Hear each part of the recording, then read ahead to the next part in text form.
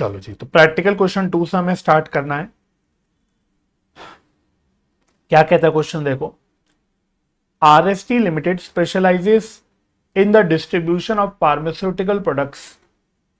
It buys from the pharmaceutical companies and resells to each of the 3 different markets.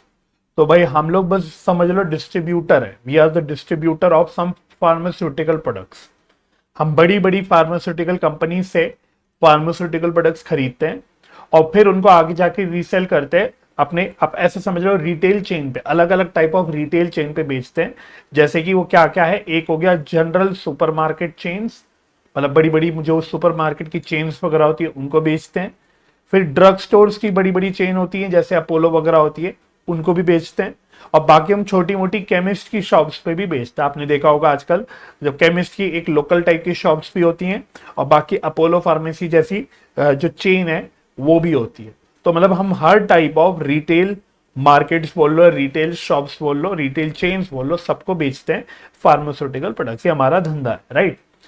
फिर कहता था following data for the month of April in respect of RST limited has been reported. तो एक अप्रैल महीने की पूरी कहानी चल रही है। क्या क्या बता रहा है, देखो। तीनों भी टाइप ऑफ उसने जो हमारा शॉप्स है, मार्केट है, जो या चैनल है हमारा, जो वो बता दिया उसने।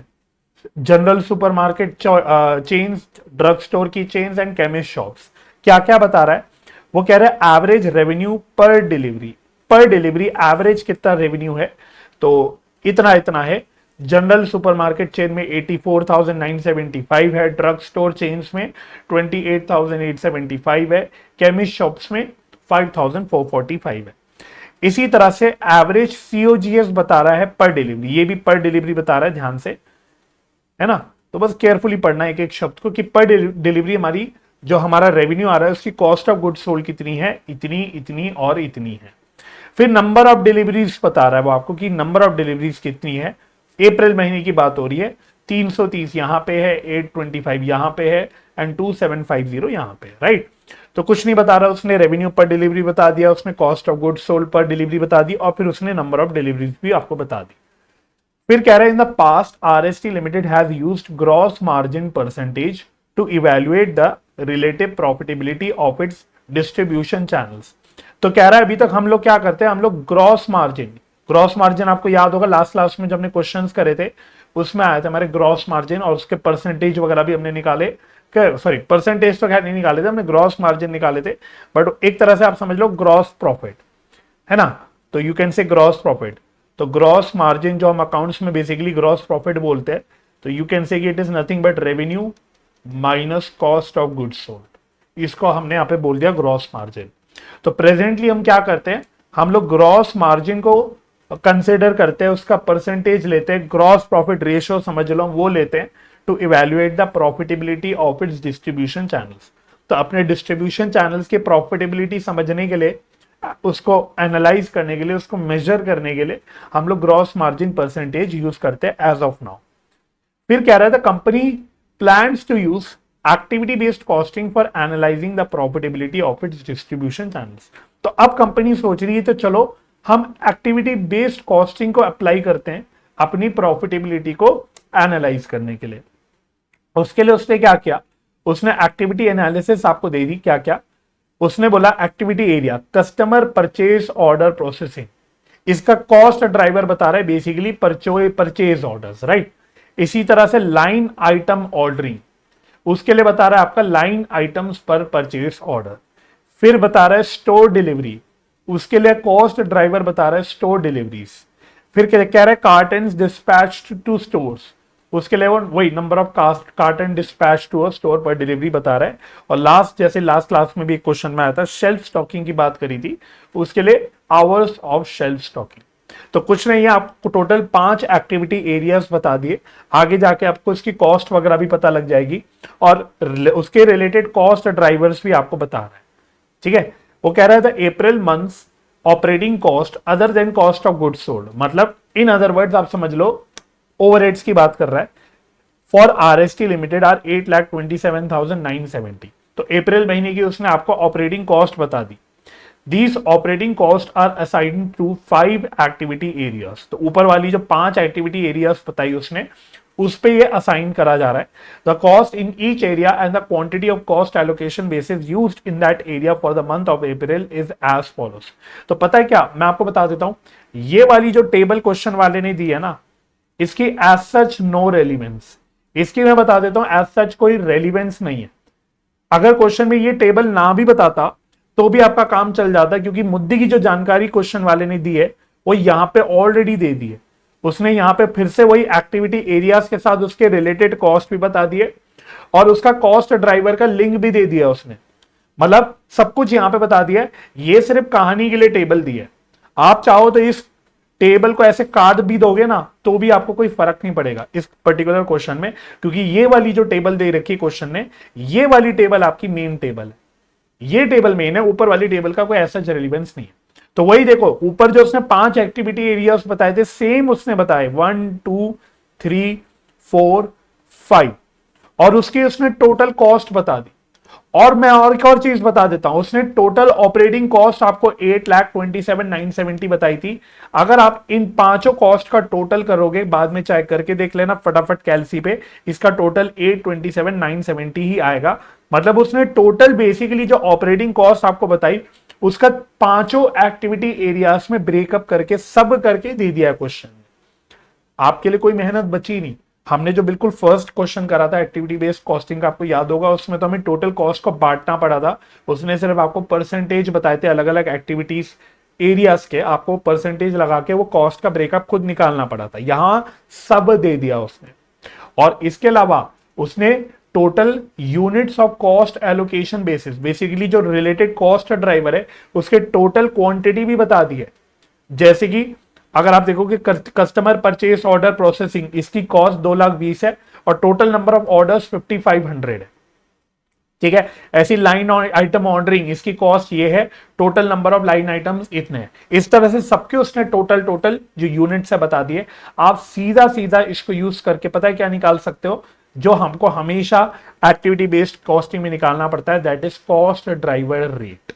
आप डायरेक्टली कॉस्ट ड्राइवर रेट निकाल सकते हो। मैं यहां नहीं निकालूंगा, मैं करूंगा सोल्यूशन में, बस बता रहा हूं कि आप सीधा सीधा सबको डिवाइड कर करके आप टोटल कॉस्ट को टोटल एक्टिविटी यूनिट से अगर सिंपली डिवाइड कर दोगे तो आपका कॉस्ट ड्राइवर का रेट ऑटोमेटिकली निकल के आ जाएगा। I hope the point is clear. ठीक है, तो ये करेंगे, ऑफ कोर्स सब कुछ करेंगे। पहले आगे देख लेते क्या कह रहा है। फिर कह रहा है other data for the month of April include the following. कुछ नहीं कर रहा भाई उसने, अब जो यहां पे टोटल दे रखे हैं ना, टोटल उनको प्रोडक्ट, उनको डिस्ट्रीब्यूशन जो आपके चैनल्स है तीनों, उनका ब्रेकअप दे रहा है। जैसे मैं बताता हूं, उसने टोटल नंबर ऑफ ऑर्डर्स दिया तीनों चेन्स या जो भी बोलो चैनल्स में। 385 यहां पे है, 990 यहां पे, 4125 यहां पे। अगर आप सबका टोटल करोगे तो this should come out to this total number of orders 5500। अगर आप सबका टोटल कर लोगे तो देखना ये 5500 आपका निकल के आ जाना चाहिए। तो ये आपको सारी जानकारी बता रहा है। देखो, average number of line item per order, average number of line item per order आपको बता रहा है इतना इतना इतना, और total number of store deliveries आपको यहां पे बता रहा है। अच्छा, total number of store deliveries, तो देखो टोटल स्टोर डिलीवरीज 3905 है। अगर आप total number of store deliveries का इनका टोटल करोगे तो this will come out to 3905। ये आ जाएगा टोटल करके 3905, ये आ जाना चाहिए। इसी तरह से एवरेज नंबर ऑफ कार्टन पर store delivery, average number of carton पर स्टोर डिलीवरी। तो अगर एवरेज नंबर ऑफ कार्टन पर स्टोर डिलीवरी को आप total number of store delivery से मल्टीप्लाई करोगे तो आपको टोटल नंबर ऑफ कार्टन पता लग जाएंगे, और जिसका जो टोटल आएगा वो ये आ जाएगा 2,09,000। तो बेसिकली अगर आप सब करेंगे, अभी मैं बस बता रहा हूं आपको, इन दोनों को मल्टीप्लाई करते चलोगे तो आपके टोटल नंबर ऑफ कार्टन निकल के आ जाएंगे, और जब वो उसका टोटल कर दोगे, सबका टोटल कर दोगे, तो वो आ जाएगा आपका 2,09,000। ठीक है, तो ये सब अभी हमें करनी है मेहनत, अभी करेंगे थोड़ी देर में। इसी तरह से वो कह रहा है average number of hours of shelf stocking per delivery, per store delivery. ठीक है, तो अगेन अगर आप ये नंबर ऑफ स्टोर डिलीवरीज को इससे मल्टीप्लाई करते चलोगे, इनसे मल्टीप्लाई करते चलोगे, तो आपके पास टोटल स्टॉकिंग वाले आवर्स निकल के आ जाएंगे, और उन सब का टोटल जब करोगे तो वो आ जाएगा 1760। तो ये सब करके देखेंगे हम। ठीक है, ये सारी कैलकुलेशन करनी है, यही काम आपको एक्चुअली में यहां पे करना है थोड़ा बहुत, बाकी सब क्वेश्चन ने बता रखा है। तो एक बार रीड कर लो क्वेश्चन क्या कह रहा है आपसे, रिक्वायरमेंट क्या पूछ रहा है। पहली रिक्वायरमेंट पूछ रहा है कंप्यूट करो gross margin percentage for each of its 3 distribution channels and compute RST limited operating income. तो फर्स्ट पार्ट में वो बेसिकली मैं बता देता हूं, वो एग्जिस्टिंग सिस्टम में आपसे कैलकुलेशन करा रहा है।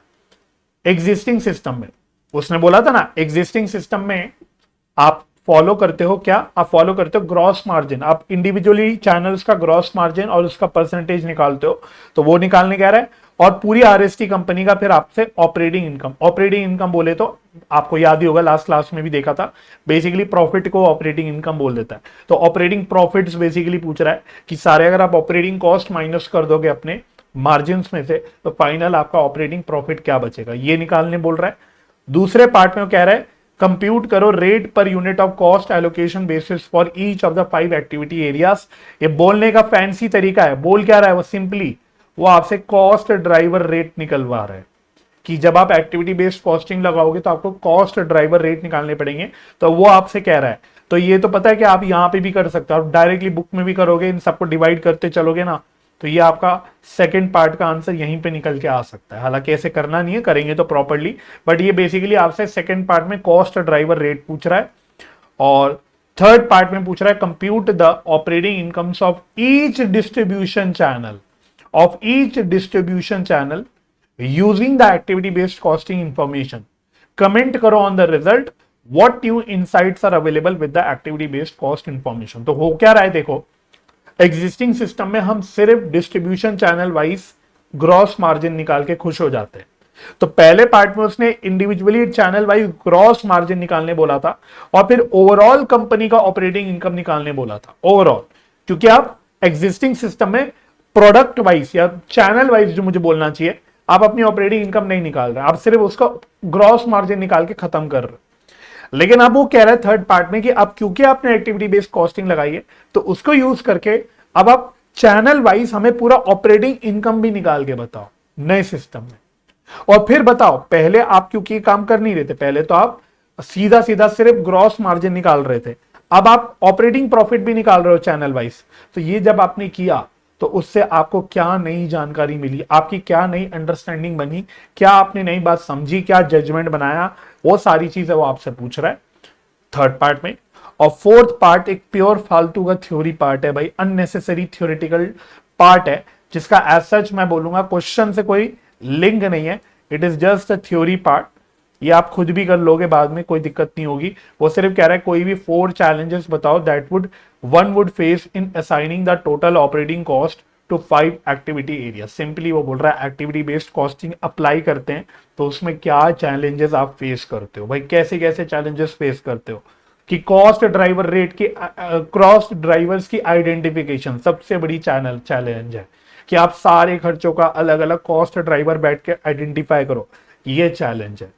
ठीक है, फिर आप डेटा क्या लोगे, कॉस्ट ड्राइवर तो आपने आइडेंटिफाई कर लिया, रेट लेने के लिए आप डेटा कहां से उठाओगे, डेटा कलेक्ट करना कॉस्ट ड्राइवर के लिए, और उसको फिर एलोकेट करने के लिए डेटा कलेक्ट करना, ये अपने आप में चैलेंजेस है। तो इस तरह के बेसिकली वो एक्टिविटी बेस्ड कॉस्टिंग के कुछ चैलेंजेस पूछ रहा है। हमने बोला था ना एक्टिविटी बेस्ड कॉस्टिंग थोड़ा रिलेटिवली ज्यादा कॉम्प्लिकेटेड बन जाता है, तो क्यों बनता है एक तरह से, क्या चैलेंजेस आते हैं एक्टिविटी बेस्ड कॉस्टिंग में, ये थ्योरेटिकली पूछ रहा है वो आपसे।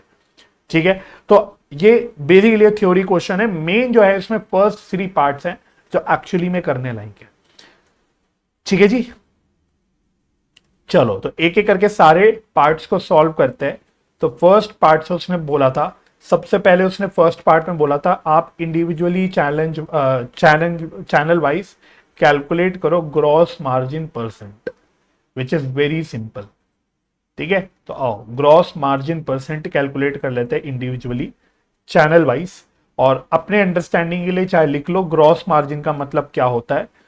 हालांकि मुझे पता आपको ये बात पता होगी, बट फिर भी आप लिख लो, this is equal to revenue minus cost of goods sold, revenue minus cost of goods sold. ठीक है, चलो तो 3 हमारे चैनल्स है, क्या क्या, एक है जनरल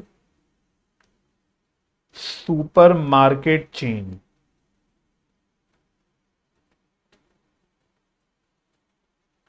एक है हमारा ड्रग स्टोर चेन्स, एक चैनल हमारा ये है, और दूसरा और तीसरा चैनल रादर हमारा है केमिस्ट शॉप्स। चलो, तो पहले हमें निकालना है हमारा ग्रॉस मार्जिन परसेंटेज कितना है। तो आओ मैं क्वेश्चन में आपको दिखा दिखा के करता रहूंगा। ऊपर आ जाते हैं बिल्कुल फर्स्ट पार्ट पे क्वेश्चन के। तो सबसे पहले टेबल में ही क्वेश्चन ने आपको एवरेज रेवेन्यू पर डिलीवरी और average cost of goods sold पर डिलीवरी दे रखा था, पर डिलीवरी बता रखा था। तो बस इसको यूज करके आपको पर डिलीवरी पता लग जाएगा कि आपका ग्रॉस मार्जिन कितना रहता है। ठीक है, तो आओ, उसने रेवेन्यू पर डिलीवरी बता रखा है, रेवेन्यू पर डिलीवरी उसने आपको बता रखा है। तो जनरल सुपरमार्केट चेन में है ये 84,975, ड्रग स्टोर चेन्स में है 28,875 और केमिस्ट शॉप में है ये 5445। राइट, इसमें से आप माइनस कर दो कॉस्ट ऑफ गुड्स सोल्ड पर डिलीवरी। तो सारी कैलकुलेशन पर डिलीवरी के बेसिस पे आपकी हो जाएगी। आप कॉस्ट ऑफ गुड्स सोल्ड पर डिलीवरी कर दो माइनस, तो जनरल सुपरमार्केट की है 82,500, 82,500। ड्रग स्टोर चेन की है 27,500, 27,000 ये 500 है। ठीक है, और इसकी है 4950। तो रेवेन्यू पर डिलीवरी में से आपने कॉस्ट ऑफ गुड्स सोल्ड पर डिलीवरी माइनस कर दिया, तो आपको पता लग जाएगा कि आपकी ग्रॉस मार्जिन पर डिलीवरी कितनी आती है। ग्रॉस मार्जिन पर डिलीवरी आपकी कितनी आती है, तो ये कितनी कितनी आ रही है, ये आ रही है 2475, ये आ रहा है 1375, और ये कितना आ रहा है 5445 माइनस 4950, ये आ रहा है 495। तो ये आपके निकल के आ गई ग्रॉस मार्जिन पर डिलीवरी। पर डिलीवरी आपकी कितनी ग्रॉस मार्जिन निकल के आती है। बस इससे आप क्या निकाल सकते हो, आप ग्रॉस मार्जिन परसेंट निकाल सकते हो, ग्रॉस मार्जिन परसेंटेज। ठीक है, ये कैसे निकालोगे आप, लिखते चलो यहां पे, ग्रॉस मार्जिन पर डिलीवरी डिवाइडेड बाय रेवेन्यू पर डिलीवरी इंटू 100, इंटू 100। चलो जी, तो 2475 डिवाइडेड बाय कितनी है रेवेन्यू 84,975 इंटू 100, तो ये आ रहा है अप्रोक्सीमेटली 2.91%, है ना, 2.91%। इसी तरह से इसका आ रहा है 1375 डिवाइडेड बाय 28875 इंटू 100, ये आ रहा है 4.76%। फिर 495 डिवाइडेड बाय 5455, ठीक है, 9.09, हाँ 9.1 ले लो, ठीक है, 9.1% ले लो, 9.0909 करके आ रहा है, तो 9.1 ले लो उठा के, राइट। तो ये आपके ग्रॉस मार्जिन परसेंट आ गया। पहले इतना क्लियर हो गया हमको। तो पहले उसने ही पूछा था कि ग्रॉस मार्जिन परसेंटेज कितना होगा, फिर उसने पूछा था ऑपरेटिंग इनकम कैलकुलेट करके दिखाओ, ऑपरेटिंग इनकम, तो वो भी निकाल लो, कैलकुलेशन ऑफ ऑपरेटिंग इनकम।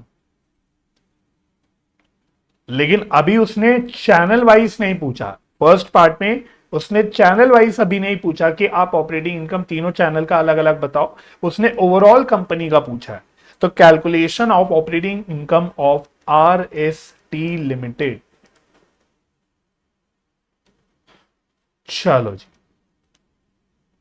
तो ये कैसे निकालोगे आप, ये भी मैं यहां ब्रैकेट में लिख लेता हूं।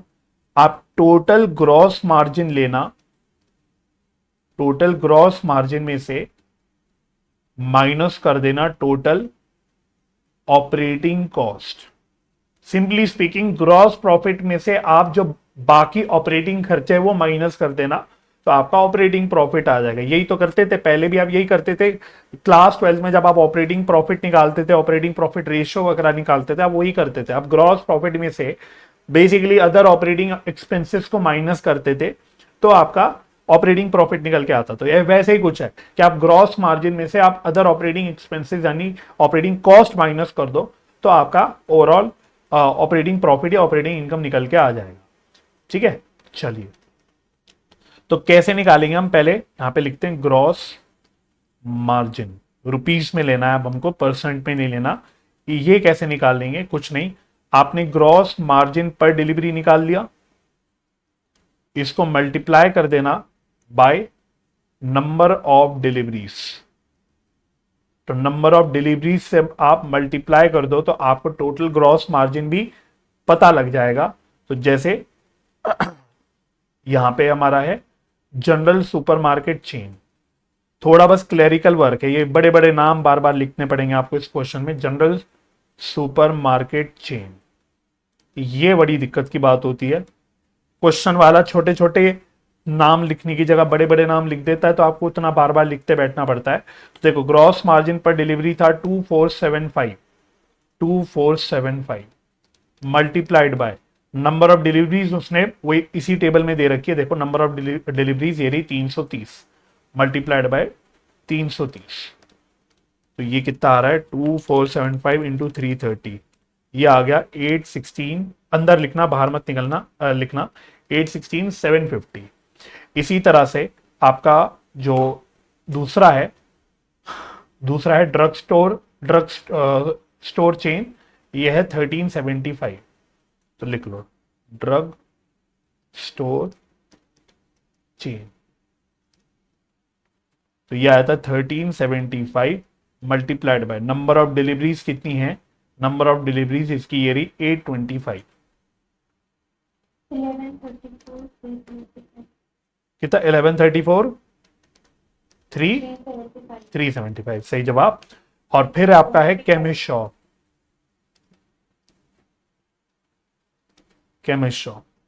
तो पर डिलीवरी ये रही 495। मेरा काम है पूरा लिख लिख के करना क्योंकि आपको एग्जाम में ऐसे ही करना पड़ेगा, तो मेरा काम है कि मैं आपको प्रेजेंटेशन भी दिखाते रहूं। मल्टीप्लाइड बाय दिस 2750, और बता दो ये कितना आ रहा है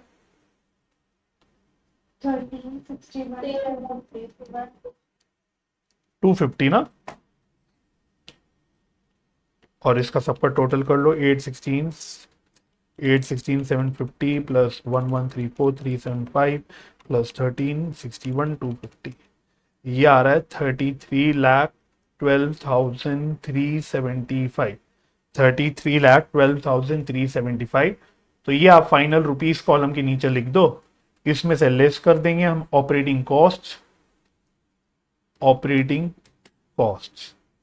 तो ऑपरेटिंग कॉस्ट में जो अभी टोटल लेना है, एक्टिविटी वाइज कुछ अलग अलग लिखने की जरूरत नहीं, टोटल उसने बता ही रखा था, ये रहा 8,27,970, सीधा सीधा ये माइनस कर लो 8,27,970, तो आपको ऑपरेटिंग इनकम अपनी पता लग जाएगी पूरी कंपनी की।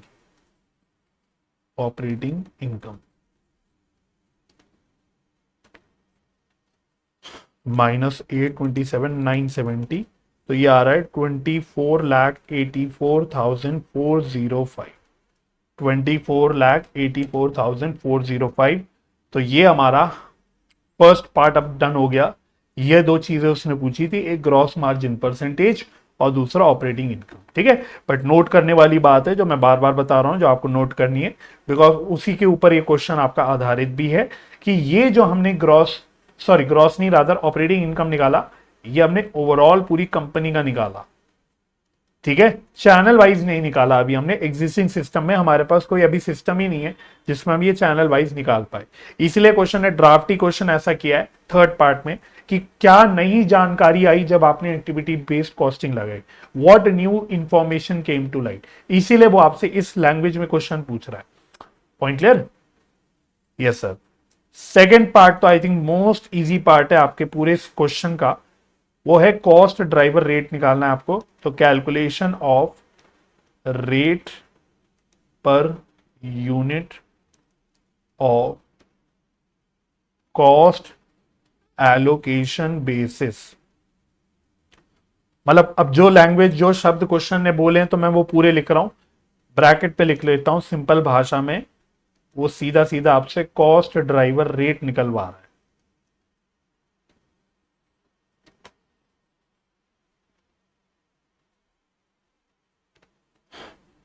तो ऐसे लिख लो इसमें एक्टिविटी कॉस्ट, एक कॉलम एक्टिविटी कॉस्ट का बना लो और यहां पे आप एक कॉलम रेट का बना लो। ठीक है, बस ये दो कॉलम में काम चल जाना चाहिए। तो फर्स्ट नंबर पे आपका जो कॉस्ट था, इसके लिए आप इधर आ जाना, इस वाली टेबल पे आ जाना जहां उसने कॉस्ट का ब्रेकअप दिया था। बस इस टेबल से देख देख के कर लेना। कस्टमर पीओ, ठीक है, मैं शॉर्ट शॉर्ट में लिख देता हूं, कस्टमर पीओ प्रोसेसिंग। तो टोटल कॉस्ट है 2,20,000 की। इसको हमें डिवाइड करना है with total number of POs या ऑर्डर्स, कुछ भी बोल लो, 5500। तो ये कितना आ गया, 2,20,000 डिवाइडेड बाय 5500। तो this is coming out to be 40 rupees per order.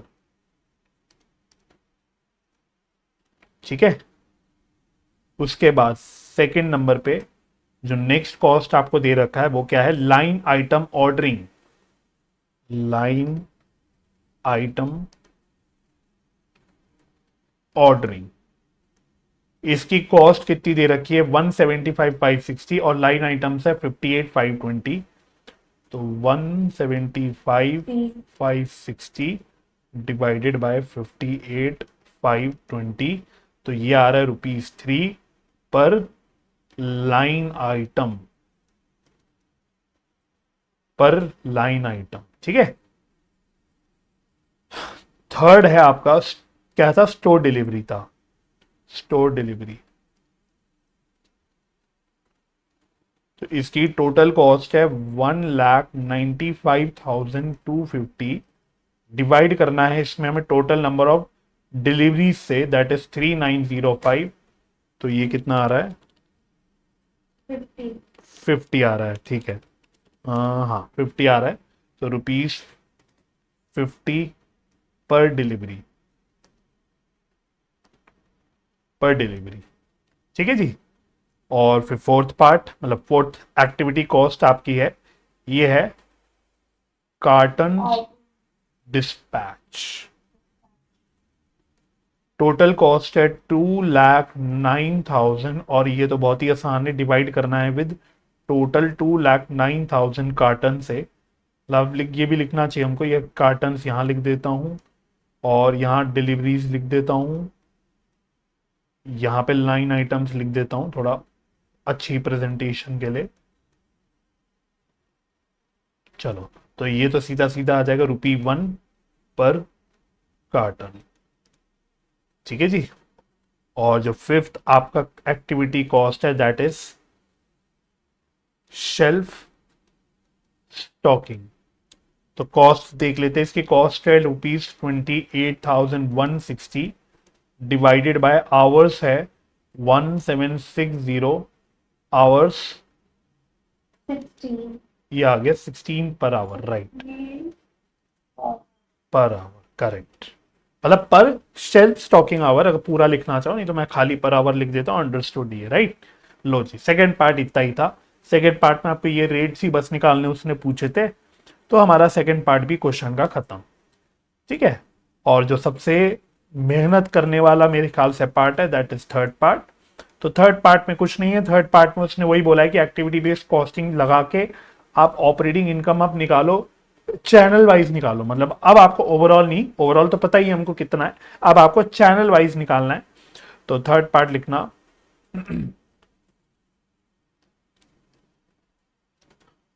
Calculation of, sorry, calculation of, ऐसे लिखो, ऑपरेटिंग इनकम यूजिंग ABC। ये मेन पार्ट है, लेकिन दिक्कत ये है कि ये करने के लिए आपको कुछ और कैलकुलेशंस पहले करनी पड़ेंगी। आपको पहले कैलकुलेशंस करनी पड़ेंगी अपनी एक्टिविटीज की। ठीक है, तो इसके लिए आपको थोड़ी सी और एक्स्ट्रा मेहनत करनी पड़ेगी। तो आप वर्किंग नोट पे आ जाओ, वर्किंग नोट।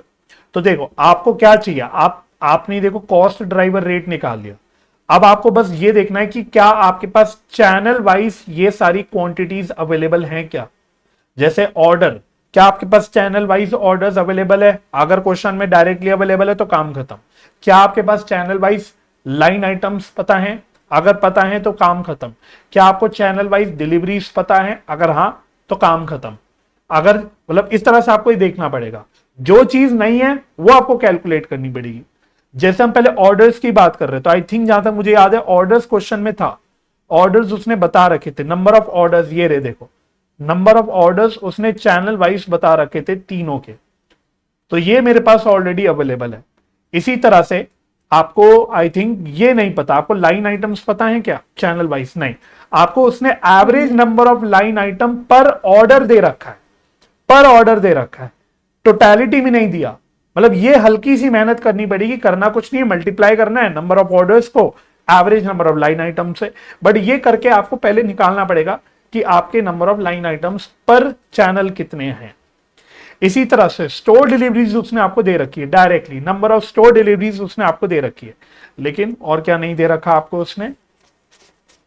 कार्टन्स देखोगे और आवर्स देखोगे, ये डायरेक्टली अवेलेबल नहीं है, क्योंकि जो उसने कार्टन्स दिए हैं वो भी अगेन पर स्टोर डिलीवरी दे रखे हैं, और उसने जो नंबर ऑफ आवर्स दे रखे हैं वो भी पर स्टोर डिलीवरी दे रखे हैं।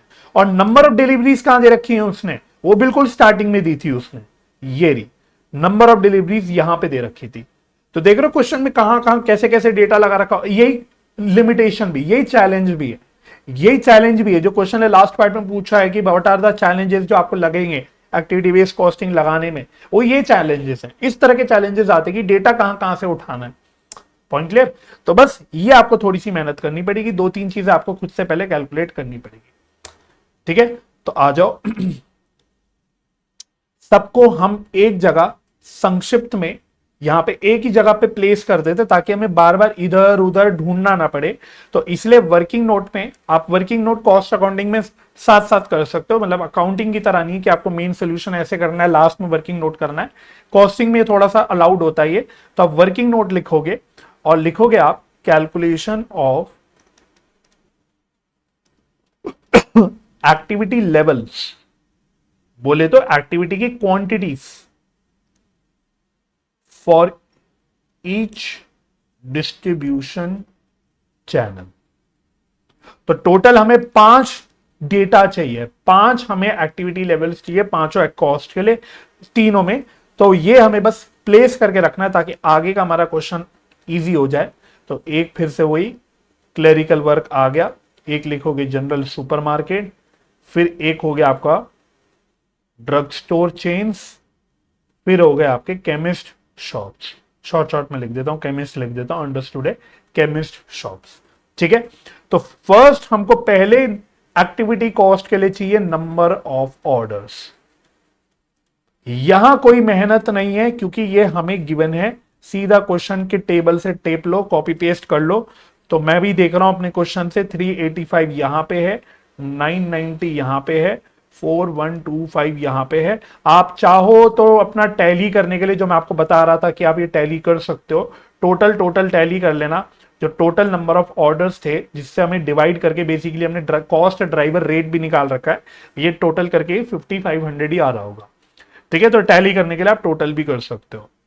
दूसरा आपको लाइन आइटम्स दे रखा है, लाइन आइटम्स। लाइन आइटम्स के लिए आपको क्या करना पड़ेगा, क्योंकि लाइन आइटम्स में क्वेश्चन वाले ने क्या मजाक कर रखा है आपके साथ, उसने लाइन आइटम्स आपको जो दे रखे हैं वो पर ऑर्डर दे रखे हैं। तो आपको line items per order multiplied by line items per order multiplied by number of orders करना पड़ेगा। ठीक है, नंबर ऑफ ऑर्डर्स तो ऊपर ही है, 385 multiplied by 990 multiplied by 4125 multiplied by, और लाइन आइटम पर ऑर्डर आप यहां से उठा लोगे, ये रहा, तो यहां से उठा लेना 14, 12 एंड 10, 14, 12 एंड 10, 14, 12 एंड 10। चलो जी, तो 385 इंटू 14 यार है 53 90, 990 इंटू 12, ये आ रहा है 11,880 और ये आएगा 41,250। सबका टोटल कैलसी पे करके देख लेना, टोटल क्या आना चाहिए इसका, टोटल इसका ये आएगा 58,520, ये सबका टोटल आ जाएगा 58,520। मतलब जब टोटल भाई तूने दे ही दिया था तो ये भी डायरेक्टली दे देता, मतलब ये जबरदस्ती की मेहनत आपसे करवाई जा रही है भाई, ताकि ऐसा ना हो कि सब कुछ थाली में परोस के क्वेश्चन वाले ने दे दिया, आप सिर्फ कॉपी पेस्ट मार रहे हो, तो इसलिए थोड़ी सी मेहनत वो आपसे करा रहा है। वैसे आपको स्टोर डिलीवरीज यहां पे कोई दिक्कत नहीं है क्योंकि ये क्वेश्चन में गिवन है, this is already given in question. तो कितनी डिलीवरीज दे रखी हैं आपको, 330 यहां है और 825 यहां पे है, 2750 यहां पे है। टोटल कर लोगे तो इसका टोटल वही आएगा जो आपने ड्राइवर रेट निकालने के लिए जो यूज किया है, 3905। ठीक है, तो थर्ड हमारा ये क्लियर हो गया। फोर्थ हमें चाहिए क्या, फोर्थ हमें चाहिए number of cottons. Number of cottons, number of cottons जो आपको दे रखे हैं टोटल ना देके उसने नंबर ऑफ कार्टन्स पर डिलीवरी दे दिया, पर डिलीवरी। ठीक है, तो नंबर ऑफ कार्टन्स पर delivery into number of deliveries. ठीक है, बल्कि उसने एक काम मेरा भी ध्यान गया, उसने अच्छा टोटल नंबर ऑफ डिलीवरी उसने यहां पे भी दे रखी थी और पहली टेबल पे भी दे रखी थी। आ, हाँ, ओहो, उसने नंबर ऑफ डिलीवरी दोनों भी टेबलों पे दे रखी, मैं फालतू में आपको पहली टेबल पे लेके गया था डिस्कस करते वक्त, उसने नंबर ऑफ डिलीवरीज यहाँ पे भी दे रखी है, मतलब कुछ है ही नहीं, मेहनत ही नहीं है कुछ। चलो, तो ये कितनी कितनी है, यहाँ मल्टीप्लाई कर देते, यहाँ 330 इंटू, यहाँ 825 इंटू, यहाँ 2750 इंटू, और नंबर ऑफ कार्टन्स पर डिलीवरी कितनी दे रखी है उसने, ये रही 380 और 16, 380 और 16, तो 300 इंटू ये 80 और ये आ गया इंटू 16। चलो ये निकाल लेते कितना आ रहा है, तो 330 इंटू 300, ये आ रहा है 99,000, 99,000। फिर ये 825 इंटू 80, ये आ रहा है 66,000 और 2750 इंटू 16 ये आ रहा है 44,000। और इसका टोटल कितना आएगा, टोटल, टोटल वही जो क्वेश्चन ने निकाल के दे रखा था, आप टोटल करके भी देख लेना, ये 2,09,000 आ रहा था, यही आ रहा होगा, टोटल करोगे तो 2,09,000। ठीक है, और इसी तरह से फिफ्थ में आपको चाहिए आ, आपको चाहिए शेल्फ स्टॉकिंग आवर्स। सेम दिक्कत यहां पे भी है, आपको कैसे निकालना पड़ेगा, आपको hours per delivery multiplied by number of deliveries. चलो जी, तो नंबर ऑफ डिलीवरीज तो वही फिर से लिख दो, 330, 825, 2750, है ना। और यहां पे इस देख लो, ये रहा 3.6 एंड 0.1, 3.6 एंड 0.1, तो इंटू 3 इंटू 0.6 इंटू 0.1। ठीक है, तो ये तो 275 आ जाएगा, ये आई थिंक 990 आ रहा है, और ये देख लो 825 इंटू 0.6, 495। और टोटल बताओ कितना आएगा इसका फटाफट से, टोटल वही आएगा, बेस में हमने जितना लिया था ये 1760, है ना, करके देख लेना चाहे तो ये 1760 ही आएगा टोटल। चलो जी, ये देखो, तो इससे क्या हुआ ना, हमने पांचों एक्टिविटी कॉस्ट यहां सजा के रख दिए। अब मुझे क्वेश्चन में देखना नहीं, कुछ कंफ्यूजन नहीं पालनी, सीधा मेरे को यहीं से सारी चीजें देखनी है। रेट ऊपर रहा, ये रे क्वांटिटी, बस मल्टीप्लाई कर दोगे तो आपका एक्टिविटी बेस्ड कॉस्टिंग के हिसाब से सारी कैलकुलेशंस होके आ जाएंगी। ठीक है, तो finally you can prepare the statement calculating operating income. ठीक है, तो मेन अब आपका यहां से शुरू हो गया, जो थर्ड पार्ट हमारा चल रहा है, statement showing calculation of operating income.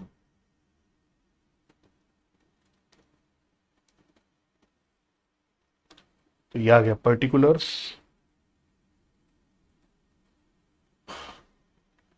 General super market chain,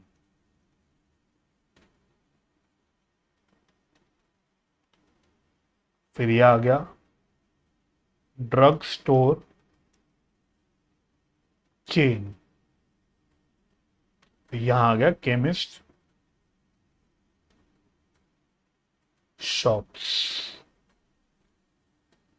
चलिए, तो स्टार्ट सीधा करना भाई ग्रॉस मार्जिन से, सीधा ग्रॉस मार्जिन से स्टार्ट करो, क्योंकि ये आपने ऊपर कैलकुलेट करके चुके हो, मतलब कोई पॉइंट नहीं है फिर से रेवेन्यू लो, फिर से minus cost of goods sold करो, इसका कोई मतलब नहीं है।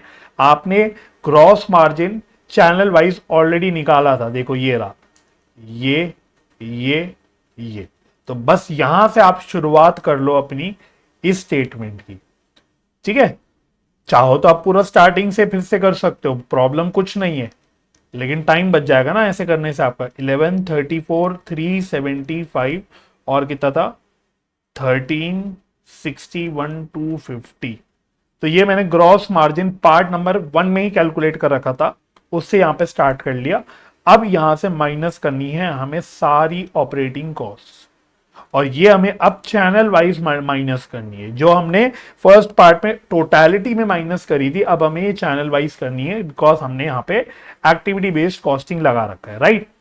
चलो, तो फर्स्ट पहली इसमें कॉस्ट है जो, वो है कस्टमर पीओ प्रोसेसिंग। ठीक है, इसका हमने जो रेट निकाल रखा है ये रहा भाई, सब कुछ कर रखा है हमने। इसका रेट ये रहा 40 रुपीज पर ऑर्डर, और नंबर ऑफ ऑर्डर्स जो है वो ये रहे। तो इस पूरे को मल्टीप्लाई करना है आपको 40 रुपीज से, इस वाले कॉलम को 40 रुपीज से मल्टीप्लाई करना है। तो मल्टीप्लाई कर लो इसको, 40 मल्टीप्लाइड बाय 2 बार 385, 15,400। तो ये आ गया 15,400।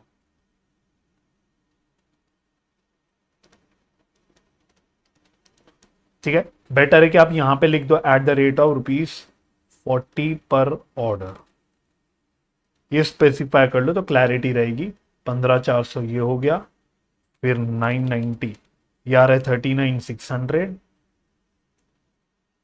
39,600, और इसका कितना आ रहा है, इसका आ रहा है 4125, ये आ रहा है 1,65,000, 1,65,000। ठीक है, तो ये हो गया सेकंड। सेकंड जो हमारी कॉस्ट है वो है लाइन आइटम ऑर्डरिंग। इसका रेट जो हमने निकाल रखा है दैट इज ₹3 पर लाइन आइटम। चलो जी, जो 3 मल्टीप्लाइड बाय और लाइन आइटम्स हमने ऊपर निकाल रखी हैं, 5390, 16,170, 16,170।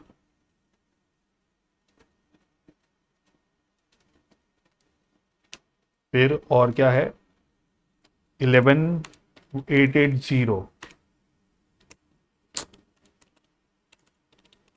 ये आ रहा है 35,640, 35,640। फिर 41,250, 123,750।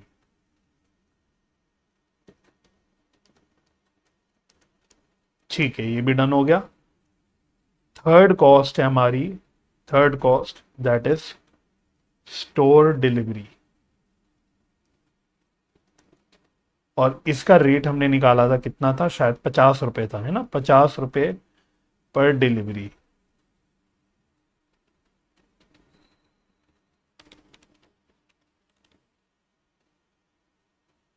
चलो, तो 330 ये रहा, 16,500,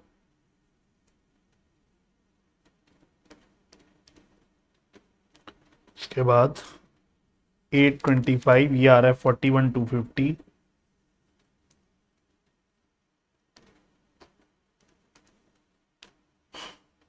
उसके बाद 2750, ये आ रहा है 137,500।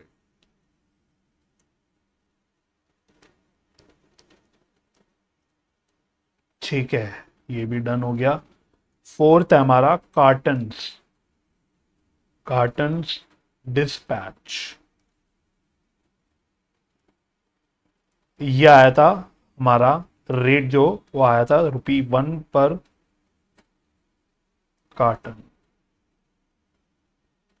तो ये तो सीधा सीधा देख लेते हैं, 99, 66, 44, 99, 66, 44। आप इसमें चाहो तो एक काम और भी कर सकते थे, चाहो तो, उतना जरूरी नहीं है। आप यहाँ पे एक टोटल का कॉलम भी बना सकते हो, अच्छी और प्रेजेंटेशन को करने के लिए आप एक टोटल का भी कॉलम चाहो तो बना सकते हो, नॉट कंपलसरी। टाइम बचाना है तो मत बनाओ, वैसे आप प्रेजेंटेशन के लिए बना सकते हो। और नेक्स्ट है आपका शेल्फ स्टॉकिंग, ये हमने निकाला था at the rate of ₹16 per hour. चलो जी, तो ये रहा 990, तो ये आ रहा है 15,840। 15,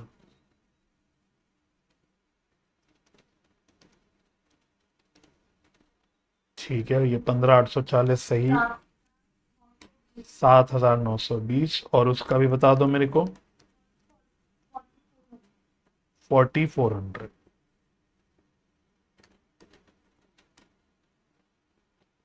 चलो जी, बस खत्म। क्लरिकल वर्क, जैसे कि मैं बार बार कहता हूँ, क्लरिकल वर्क थोड़ा ज्यादा है।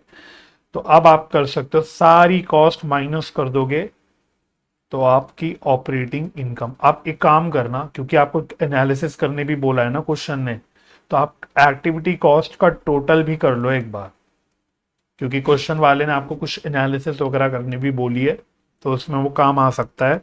15,400 प्लस 16,170 प्लस 16,500 प्लस 99,000 प्लस 15,840, तो टोटल आ रहा है 162,910।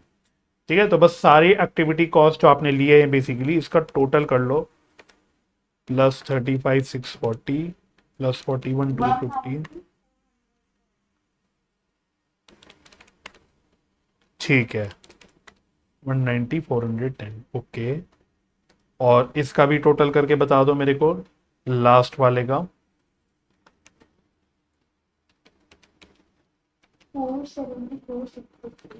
474,650। चलो जी, ठीक है, अब आप निकाल लो ऑपरेटिंग इनकम, ऑपरेटिंग इनकम। ठीक है, तो चाहो तो इसको हम बी बोल देते हैं, और इसको ग्रॉस मार्जिन जो लिया था इसको ए बोल देते हैं। तो आपका operating income will be A minus B. चलो, तो ग्रॉस मार्जिन में से ये टोटल कॉस्ट को माइनस कर दो, और ये भी बता दो कितना कितना आ रहा है।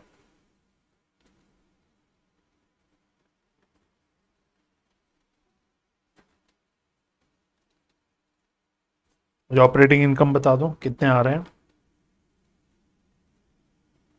6,53,840। ठीक है, 6,53,840 सही। इसका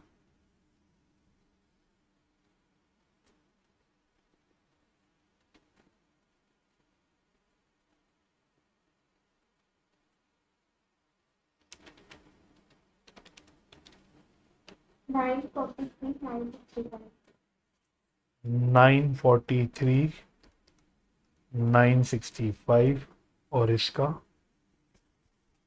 886,600। 886,600।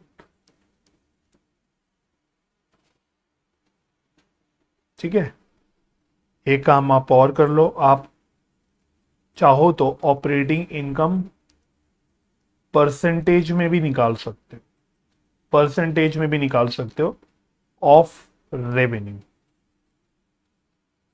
या चलो छोड़ो, उसके लिए आपको रेवेन्यू का टोटल करना पड़ेगा, जाने दो, छोड़ो। मतलब निकाल सकते हो, मैं आपको ऑप्शन दे रहा हूं, आप लिख के छोड़ दो। आप ऑप्शनली ये भी कैलकुलेट कर सकते हो, जैसे लास्ट क्लास में हमने ऑपरेटिंग इनकम परसेंटेज में निकाला था, वो उसमें थोड़ी मेहनत ये होगी कि आपको पहले टोटल रेवेन्यू निकालना पड़ेगा, बिकॉज हमने रेवेन्यू पर जो था क्या था, रेवेन्यू पर डिलीवरी दे रखा था, तो पहले आपको पर डिलीवरी को कन्वर्ट करके टोटल रेवेन्यू निकालने पड़ेंगे तीनों के, और फिर आप परसेंटेज में इसको निकाल सकते हो। ठीक है, तो आप ये भी एक काम कर सकते थे, चाहो तो कर लो, है ना, वो मैं छोड़ देता हूं आपको। बेसिकली अब क्वेश्चन ने पूछा क्या था, एक बार जरा हम थर्ड पार्ट पढ़े, उसने कंप्यूट करने बोला था कि आप operating income each distribution channel का निकालो, तो वो तो हमने निकाल दिया। वो कह रहा है कमेंट करो on the result, what are new insights that are available with the activity based cost information. आपको क्या नई जानकारी पता लगी, आपको नई जानकारी क्या पता लगी, तो वो थोड़ी सी आपसे एनालिसिस पूछ रहा है, एनालिसिस। ठीक है, तो आप एनालिसिस के लिए काम करो, क्या कर सकते हो आप, एक बार तीनों के कॉलम बनाओ, जनरल सुपर मार्केट चेन्स, फिर ये हो गया ड्रग स्टोर चेन्स, और ये हो गया हमारी केमिस्ट शॉप, केमिस्ट शॉप। तो आप एक काम करो, आप एक काम करो, टोटल रेवेन्यू निकालो, टोटल रेवेन्यू निकाल ही लो, टोटल रेवेन्यू आप निकाल लो। एक काम करो, ऊपर नीचे करने से अच्छा यहीं से निकाल लेते हैं, पहले टेबल में जो उसने दे रखा था, तो जैसे इसका था 84,975 इंटू नंबर ऑफ डिलीवरीज थे 330, तो ये कितना आ गया, टोटल रेवेन्यू आ रहा है 28 लाख, नहीं 2 करोड़ 80 लाख, सॉरी 2 करोड़ 80 लाख 41,750, 41,750। इसी तरह से इसका कितना आ रहा है ड्रग स्टोर चेन्स का, ये था 28,875 इंटू 825, तो ये कितना आ रहा है, ये आ रहा है 2 करोड़ 38 लाख 21,875। उसके बाद ये था 5445 और नंबर ऑफ डिलीवरीज की 2750, तो ये आ गया 1 करोड़ 49 लाख 73,750। ठीक है जी, ये हमने एक बार टोटल रेवेन्यू निकाल लिए। अच्छा, हमने फिर टोटल एक्टिविटी कॉस्ट निकाले थे, टोटल ऑपरेटिंग कॉस्ट, ऑपरेटिंग बोल लो या एक्टिविटी बोल लो, तो हमने ऊपर टोटल एक्टिविटी कॉस्ट का मतलब उसका टोटल का रखा था चैनल वाइज, जिसको हमने यूज किया था, यहीं पे था वो, एक मिनट यहां पे, तो ये लिख लो एक बार वापस से, ये और ये। ठीक है, इनका टोटल एक बार फटाफट से लिख लो, 162,910, 190,410, और था ये 474,650। तो ये हमने टोटल एक्टिविटी कॉस्ट जो निकाली थी, मतलब उसका टोटल हो गया। ठीक है, तो अब देखो जरा ऑपरेटिंग कॉस्ट कितना आ रहा है, operating cost as a percentage of revenue. तो जरा चेक करो कि ये जो हमारे ऑपरेटिंग कॉस्ट आए, हमारे रेवेन्यू का कितना परसेंटेज है। जैसे अगर मैं जनरल सुपरमार्केट की बात करूं, तो 162,910 डिवाइडेड बाय 280,41,750 इंटू 100, तो ये आ रहा है 0.58%, अप्रोक्सीमेटली आ रहा है 0.58%। मतलब कि जनरल सुपरमार्केट चेन में मेरे को दिख रहा है कि मेरे रेवेन्यू का 0.58% लगभग मेरा ऑपरेटिंग कॉस्ट निकल के आ रहा है। इसी तरह से 190,410 डिवाइडेड बाय 238,21875 इंटू 100, तो इसका आ रहा है 0.8%, अप्रोक्सीमेटली आ रहा है 0.8%, थोड़ा ज्यादा आ रहा है। और यहां इसका कितना आ रहा है 474,650 डिवाइडेड बाय 149,73,750 इंटू 100, तो ये आ रहा है बाप रे बाप 3.17% अप्रोक्सीमेटली आ रहा है, 3.17%। ठीक है, तो ये मैंने क्या किया, एक बार ध्यान से देख लो, मैंने ये ऑपरेटिंग कॉस्ट निकाले थे, मैंने ये तीनों भी जो डिस्ट्रीब्यूशन चैनल है उसके ऑपरेटिंग कॉस्ट निकाले थे, ये और ये। ठीक है, ये मैंने निकाले using activity based costing technique. तो इसकी वजह से देखो मेरे को क्या नई जानकारी मिली, यही तो बोला था what are the new insights, मुझे क्या नई जानकारी मिली, मेरे को दिख रहा है, मैंने देखा यार देखो जनरल सुपरमार्केट चेन और ड्रग स्टोर चेन्स, इनकी जो ऑपरेटिंग कॉस्ट की रेशियो है, जो रेशियो ऑन टोटल रेवेन्यू है, वो लगभग मतलब आसपास है, दोनों मिलते जुलते से 1% के नीचे ही है। एक का लगभग 0.6% है, एक का 0.8% है।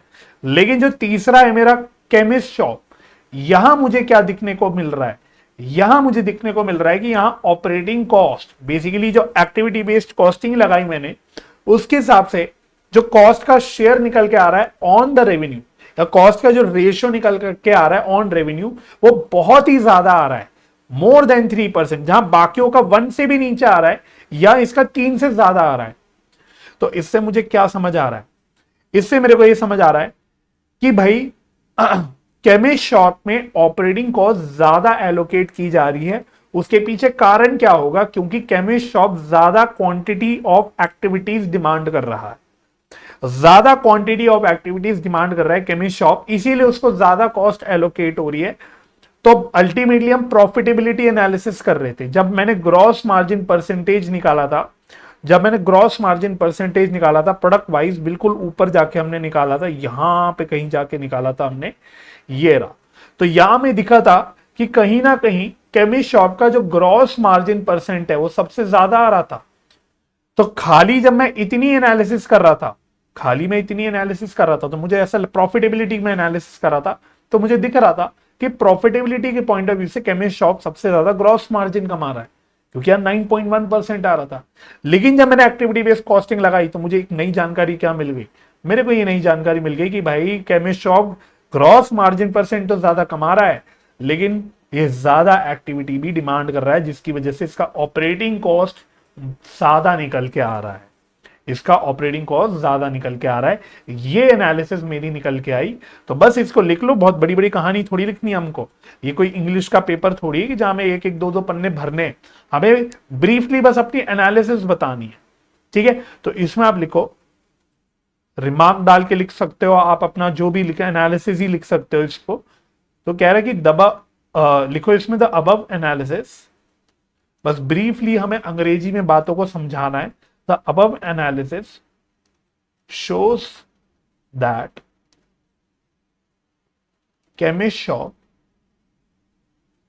इज यूटिलाइजिंग मोर रिसोर्सेस, क्योंकि ज्यादा एक्टिविटी डिमांड कर रहा है वो, जिसकी वजह से ज्यादा एक्टिविटी है, मतलब ज्यादा क्वांटिटी ऑफ एक्टिविटी है, तो ज्यादा रिसोर्सेज भी यूज कर रहा है, ज्यादा रिसोर्सेज यूज कर रहा है, जिसकी वजह से ज्यादा उसकी कॉस्ट निकल के आ रही है, ज्यादा पोर्शन ऑफ एक्टिविटी कॉस्ट हम जो है एलोकेट कर रहे हैं टू केमिस्ट शॉप, राइट। तो यही बोल सकते हो आप, as compared to other two channels.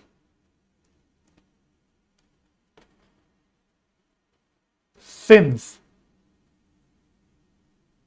operating cost percentage is highest, सबसे ज्यादा हमें दिख रहा है ऑपरेटिंग कॉस्ट का जो परसेंटेज है ऑन रेवेन्यू सबसे ज्यादा और ड्रास्टिकली ज्यादा आ रहा है as compare to the other channels. तो मतलब ये ज्यादा ग्रॉस मार्जिन तो कमा रहा है, but at the same time ये ज्यादा रिसोर्सेज की भी डिमांड कर रहा है ना। अगर आपने मानो ऊपर ऑपरेटिंग प्रॉफिट का यहां परसेंटेज भी निकाल लिया, आप चाहो तो ये भी अगर निकाल लोगे, इससे भी आपकी यही एनालिसिस घुमा फिरा के आती कि ग्रॉस मार्जिन परसेंटेज ज्यादा कमाते हुए भी इसका ऑपरेटिंग प्रॉफिट मार्जिन थोड़ा सा कम आता। क्यों आता? क्योंकि ये ज्यादा ऑपरेटिंग कॉस्ट डिमांड कर रहा है, ज्यादा एक्टिविटी और ज्यादा रिसोर्सेज कंज्यूम कर रहा है ये वाला channel, as the result of which ये ज्यादा कॉस्ट, ऑपरेटिंग कॉस्ट डिमांड कर रहा है, जिसकी वजह से इसका ऑपरेटिंग प्रॉफिट मार्जिन कहीं ना कहीं थोड़ा कम हो जाता।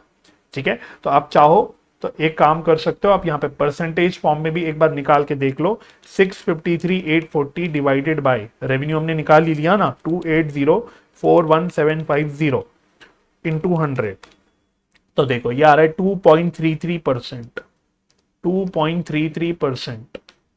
इसी तरह से 943,965 डिवाइडेड बाय 238,21875, ये आ रहा है अप्रोक्सीमेटली 3.96%, 3.96% आ रहा है इसका मार्जिन का परसेंटेज, और ये कितना रहा है 886 600 डिवाइडेड बाय 149 773 750 इंटू 100, तो ये आ रहा है कितना कितना आ रहा है ये 886 400 600 डिवाइडेड बाय 149 73 750 इंटू 100, ये आ रहा है 5.92%। तो हालांकि अब मैंने जब मार्जिन इसका निकाला तो इसका मार्जिन अभी भी हाईएस्ट ही आ रहा है, इसका मार्जिन हाईएस्ट ही आ रहा है। लेकिन अब अगर आप नोट करोगे, जब हमने ग्रॉस मार्जिन निकाला था, जब हमने ग्रॉस मार्जिन परसेंटेज निकाला था इसमें, आप जरा देखोगे इसका जो ग्रॉस मार्जिन परसेंटेज आया था वो बाकी दो के कंपैरिजन में ड्रास्टिकली ज्यादा आया था, डबल से भी ज्यादा आया था। दिख रहा है आपको, ये डबल से भी ज्यादा आया था अदर चैनल्स के मुकाबले। लेकिन जब हम ऑपरेटिंग मार्जिन में आए तो नो डाउट अभी भी रिटेल, अगर आप देखोगे जो रिटेल बेसिकली केमिस्ट शॉप है, ये अभी भी मोस्ट प्रॉफिटेबल है, लेकिन ये बहुत ज्यादा ड्रास्टिकली ऊपर नहीं आ रहा इसके कंपैरिजन में। जहां ग्रॉस मार्जिन डबल से भी ज्यादा आ रहा था दोनों के केस में, दोनों के कंपैरिजन में, लेकिन ऑपरेटिंग प्रॉफिट मार्जिन जो परसेंटेज में रेशियो जो निकल के आ रहा है बेसिकली, वो डबल से ज्यादा नहीं आ रहा। अब ये जो गैप है ये थोड़ा कम हो गया। क्यों? क्योंकि यहां पे ऑपरेटिंग कॉस्ट इसकी ज्यादा हो गई है। इसकी ऑपरेटिंग कॉस्ट का जो मार्जिन है, ऑपरेटिंग कॉस्ट का परसेंटेज है, रेशियो है ऑन द टोटल रेवेन्यू, वो इसका कंपैरेटिवली बहुत ज्यादा आ रहा है, जिसकी वजह से इसका ऑपरेटिंग प्रॉफिट मार्जिन बहुत ज्यादा गिर जाता है। ठीक है, तो इस तरह के एनालिसिस हम कर सकते हैं। अब क्योंकि हमने एक्टिविटी बेस्ड कॉस्टिंग लगा के चैनल वाइज एलोकेट कर दिया कि कॉस्ट किस चैनल की कितनी है, अकॉर्डिंगली उसकी ऑपरेटिंग प्रॉफिट कितना कितना आएगा, ये हमने चैनल वाइज निकाल लिया। ठीक है, तो थोड़ा लंबा क्वेश्चन जरूर था, कैलकुलेशंस थी, बट बात मेरी समझ आ गई आपको? चलो ठीक है, आओ जी, तो आगे बढ़ेंगे फटाफट से। Next question, practical question number 4। मैं क्वेश्चन आपके सामने दिखाता हूं आपको, प्रैक्टिकल क्वेश्चन नंबर 4। अच्छा, इसका एक जो थर्ड या रादर लास्ट पार्ट था वो आप एक बार पढ़ लेना, थ्योरी वाला पार्ट है, ये वाला पार्ट आप होमवर्क में कर लेना। ठीक है, छोटे छोटे थ्योरेटिकल पार्ट में मैं ज्यादा आपको टाइम मतलब यहाँ पे वेस्ट नहीं करना चाहता। मैंने आपको ऊपर ऊपर से बता दिया, उसने बस बेसिकली एक्टिविटी बेस्ड कॉस्टिंग लगाने में क्या चैलेंजेस आते हैं वो बताया था, कि कॉस्ट ड्राइवर आइडेंटिफाई करने में, डेटा कलेक्ट करने में, ये सब चैलेंजेस आते हैं। तो ये आप एक बार होमवर्क में इसको रीड कर सकते हो, तो आपको बात मेरी समझ भी आ जाएगी। ठीक है, तो ये आप पार्ट होमवर्क में कर लेना, और बाकी आप एक बार जरा प्रैक्टिकल क्वेश्चन नंबर 4 पे आना। प्रैक्टिकल क्वेश्चन नंबर 4 ये भी एक थोड़ा सा एनालिसिस करने वाला, थोड़ा सा लेंदी टाइप ही क्वेश्चन है आसान है, ये भी आसान, बट ये भी एक एनालिसिस करने वाला क्वेश्चन है। तो आप एक काम करो, इसको रीड करना शुरू करो। ठीक है, आप इसको रीड करना शुरू करो, मैं जरा अभी 1 सेकंड में आता हूं, तब तक आप इसको रीड करो।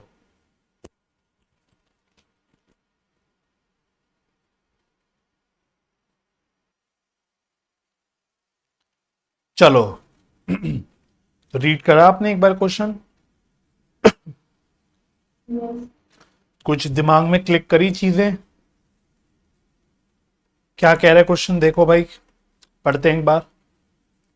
वो कह रहा है Alpha Limited has decided to analyse the profitability of its 5 new customers. तो अगेन कुछ एनालिसिस हमारी यहाँ पे भी प्रॉफिटेबिलिटी को लेकर ही हो रही है। कह रहे कि हमारे नए कस्टमर्स हैं, 5 नए कस्टमर्स हैं, यहाँ थैंकफुली नाम उसने सिंपल रखे ABCDE, तो ये हमारे 5 नए कस्टमर्स हैं। वो कह रहा है कि इट बाइज, मतलब Alpha Limited buys bottle water at ₹90 per case and sells to retail customers at a list price of ₹108 पर केस। तो कह रहा है कि हम 90 रुपए पे कुछ बॉटल वाटर जो होता है उसको खरीदते हैं और उसको 108 रुपए पे बेचते हैं। हालांकि आगे जब क्वेश्चन पढ़ेंगे तो हमें यह पता लगेगा कि 108 रुपए बेसिकली एक लिस्ट प्राइस है। लिस्ट प्राइस का मतलब होता है MRP, ऐसा समझ लो, MRP लिस्टेड प्राइस। ठीक है, ये बेसिकली हमारी लिस्ट प्राइस है। The data pertaining to 5 customers are as follows. तो उसने नंबर ऑफ केसेस बता दिए कि कितने हमारे 5 कस्टमर को बेचे गए। लिस्टेड सेलिंग प्राइस उसने 108 जो ऊपर बताई थी वो बता दी, लेकिन एक्चुअल सेलिंग प्राइस देखो वो ए के केस में तो वही है 108, लेकिन बाकियों के केस में 108 से कम है। बाकियों के केस में 108 से कम है। इसका मतलब आपका जो एक्चुअल सेलिंग प्राइस है वो लिस्ट प्राइस से कम हो गया, वो लिस्ट प्राइस से कम हो गया। मैंने उल्टा साइन बना दिया, ऐसे लिखना चाहिए था, लिस्ट प्राइस से कम हो गया मेरा एक्चुअल सेलिंग प्राइस। इसका मतलब क्या है, ये आपने अकाउंट्स में पढ़ा था, आपने बचपन में अकाउंट्स में पढ़ते थे। आप एक पढ़ते थे, याद होगा आपको, ट्रेड डिस्काउंट, याद है ट्रेड डिस्काउंट। ट्रेड डिस्काउंट में आप क्या करते थे, आप लिस्ट प्राइस लेते थे, इसमें से ट्रेड डिस्काउंट माइनस करते थे, तो आपका नेट रेवेन्यू या एक्चुअल रेवेन्यू मुझे बोलना चाहिए निकल के आता था। तो ये वही है, यहां पे वो जो लिस्ट प्राइस से हम कम प्राइस पे बेच रहे कस्टमरों को, that is because of discount. अब अकाउंट्स तो है नहीं ना कि मैं अलग अलग कैश डिस्काउंट ट्रेड डिस्काउंट को सेग्रीगेट करूं, बट अंडरस्टूड है कि कहीं ना कहीं ट्रेड डिस्काउंट की वजह से, ट्रेड डिस्काउंट की वजह से हम लोग कम प्राइस पे बेच रहे हैं। तो हम लोग apart from except for customer A, बाकी सारे कस्टमरों को क्या दे रहे, डिस्काउंट दे रहे, ट्रेड डिस्काउंट दे रहे। इसी वजह से मेरी जो एक्चुअल सेलिंग प्राइस है वो लिस्टेड प्राइस से कम आ रही है। ठीक है, बाकी वही है, नंबर ऑफ पीओस बता दिए, नंबर ऑफ कस्टमर विजिट्स बता रखे हैं, कस्टमर नंबर ऑफ डिलीवरीज बता रखी हैं, और किलोमीटर्स ट्रेवल्ड पर डिलीवरी भी उसने बता रखी है। Number of expedited deliveries, expedited deliveries मतलब होता है अर्जेंट डिलीवरीज, फास्ट डिलीवरीज, जैसे कि अमेजॉन देता है 1 डे डिलीवरी, 1 डे डिलीवरी देता है, सेम डे डिलीवरी देता है, एक्सपेडाइटेड डिलीवरी। तो यहां पे देखो कि एक ही कस्टमर है, दैट इज कस्टमर ई, जो हमें, जिसपे हमें एक्सपेडाइटेड डिलीवरी देनी पड़ रही है, एक्स्ट्रा फास्ट डिलीवरी देनी पड़ रही है, बाकी किसी को नहीं देनी पड़ी। ठीक है, बस फिर कह रहा है it's 5 activities and their cost drivers are. लो जी, उस क्वेश्चन वालों को थैंक यू बोलो, उसने इस क्वेश्चन में आपको कॉस्ट ड्राइवर रेट निकाल के दे रखे हैं। ऑर्डर टेकिंग का कहता है 750 रुपए पर परचेज ऑर्डर, कस्टमर विजिट का कहता है 600 rupees per customer visit, deliveries का कहता है 5.75 पर डिलीवरी किलोमीटर ट्रैवल्ड। ठीक है, प्रोडक्ट हैंडलिंग को कहता है 3.75 पर केस सोल्ड, एक्सपेडाइटेड डिलीवरी को कहता है 2250 पर एक्सपेडाइटेड डिलीवरी। आप देखो, बस चेक कर लो क्या क्वेश्चन में आपके पास सारे कस्टमर वाइज एक्टिविटी की क्वांटिटी अवेलेबल है क्या। जैसे कि यहां पे परचेज ऑर्डर, तो आपके पास क्या customer wise purchase orders available है, ये रहे number of purchase orders available है सर, यहां कोई प्रॉब्लम नहीं। इस तरह से कस्टमर विजिट में उसने पर कस्टमर विजिट बोला था, तो क्या number of customer visits available है, the answer is yes, available है, यहां कोई प्रॉब्लम नहीं। डिलीवरीज में उसने बोला था delivery kilometre travel, delivery kilometre travel, तो अगर आप देखोगे आपके पास नंबर ऑफ डिलीवरीज है, आपके पास किलोमीटर ट्रैवल्ड पर डिलीवरी है, तो इससे आपको टोटल डिलीवरी किलोमीटर पता लग जाएगी। तो यहां आपको थोड़ी सी मेहनत करनी पड़ेगी, आपको नंबर ऑफ डिलीवरीज को मल्टीप्लाई करना पड़ेगा किलोमीटर पर डिलीवरी से, तो आपके पास ये निकल के आएगा डिलीवरी किलोमीटर, जो उसने यूनिट जो यहां पे यूज कर रखी है वो निकल के आ जाएगी। तो यहां आपको मेहनत करनी पड़ेगी, आपको नंबर ऑफ डिलीवरीज को मल्टीप्लाई करना पड़ेगा किलोमीटर पर डिलीवरी से, तो आपके पास टोटल डिलीवरी किलोमीटर निकल के आ जाएगी। ठीक है, तो इसको हम कॉम्पोजिट यूनिट भी बोलते हैं, ये हम आगे सीखेंगे सर्विस कॉस्टिंग चैप्टर में, इसको ना हम लोग कॉम्पोजिट यूनिट भी बोलते हैं। इसका बहुत यूज आएगा आगे सर्विस कॉस्टिंग वाले चैप्टर में, जहां पे हम 2 यूनिट्स को मल्टीप्लाई करके एक कंसोलिडेटेड कॉम्पोजिट यूनिट बना देते हैं। हमने 2 यूनिट्स लिए, यहाँ पे 2 मेजरमेंट्स लिए, एक नंबर ऑफ डिलीवरी, एक किलोमीटर पर डिलीवरी, दोनों को मल्टीप्लाई किया तो नहीं हमारे पास एक कह सकते हो यूनिट निकल के आ गई, दैट इज डिलीवरी किलोमीटर। तो यहां पे हमें करना पड़ेगा, बिकॉज क्वेश्चन ने बोल ही रखा है पर डिलीवरी किलोमीटर।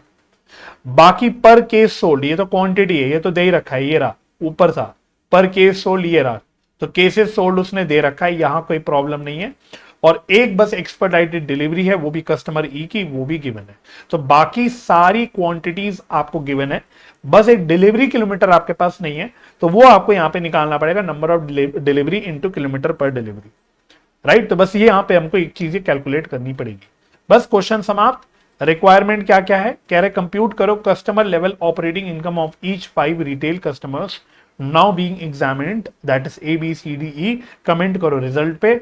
फिर कह रहा है state what insights are gained by reporting both the listed selling price and actual selling price पर फॉर ईच कस्टमर।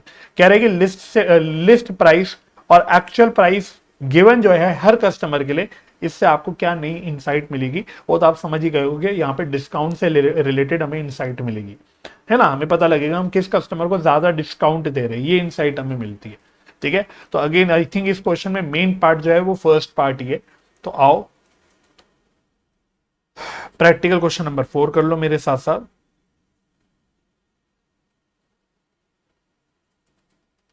चलो जी, तो पहले हम फर्स्ट पार्ट को डील करेंगे। फर्स्ट पार्ट को डील करेंगे तो वर्किंग नोट में आओ, सबसे पहले वर्किंग नोट में आना है। जैसे कि मैंने आपके साथ क्वेश्चन पढ़ते ही बोला, हमारे पास कॉस्ट ड्राइवर रेट अवेलेबल है, तो आपको कॉस्ट ड्राइवर रेट पे पंगा नहीं लेना, आपको कैलकुलेशन नहीं करनी, वो गिवन है। आपको एक क्वांटिटी के अलावा सारी क्वांटिटी मतलब एक्टिविटी लेवल सबके दे रखे हैं, कस्टमर वाइज गिवन है, एक नहीं दे रखा, दैट इज डिलीवरी किलोमीटर। तो बस आपको एक काम करना पड़ेगा, आपको डिलीवरी किलोमीटर निकालना पड़ेगा, कैलकुलेशन ऑफ डिलीवरी किलोमीटर। ठीक है, ये आपको एक मेहनत करनी पड़ेगी। और ये निकलेगा कैसे सर? निकलेगा बड़ी सिंपल ढंग से निकलेगा। आप नंबर ऑफ डिलीवरीज को मल्टीप्लाई कर दो बाय किलोमीटर पर डिलीवरी। तो जाहिर सी बात है, मतलब क्या हो गया कि भाई अगर आप थोड़ा सा दिमाग लगा के सोचो, मैं बोल रहा हूं मैं इस सिटी में हूं, सिटी ए, एक है सिटी बी, ठीक है, दो सिटीज के बीच में मैं बोलता हूं, मानो डिस्टेंस है 50 किलोमीटर, डिस्टेंस है 50 किलोमीटर, दो सिटी के बीच का डिस्टेंस है 50 किलोमीटर का, राइट। अब अगर मैं मानो एक महीने में इधर से उधर मानो 10 बार ही जाऊंगा, 10 टाइम्स में जाता हूं, 10 टाइम्स, तो सवाल उठा कि मैंने कितना टोटल डिस्टेंस ट्रैवल करा, सिटी ए से बी के बीच का डिस्टेंस तो 50 किलोमीटर एक बारी का। ऐसे अगर मैं दोनों के बीच में 10 बारी ट्रैवल करा तो मैंने 50 इंटू 2 आना जाना मिला के 100 किलोमीटर इंटू 10 टाइम्स ट्रैवल करा, तो टोटल मैंने 100 into 10 that is 1000 kilometre travel करा।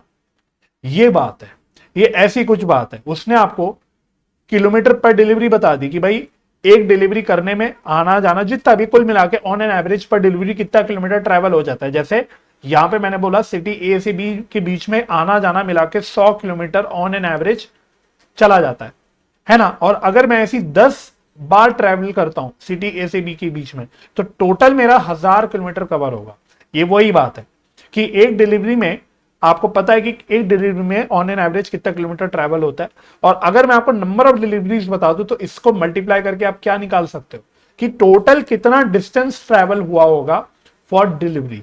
इसलिए हमको डिलीवरी किलोमीटर निकालना है। यहां पे डिलीवरी किलोमीटर का रेलिवेंस ये है।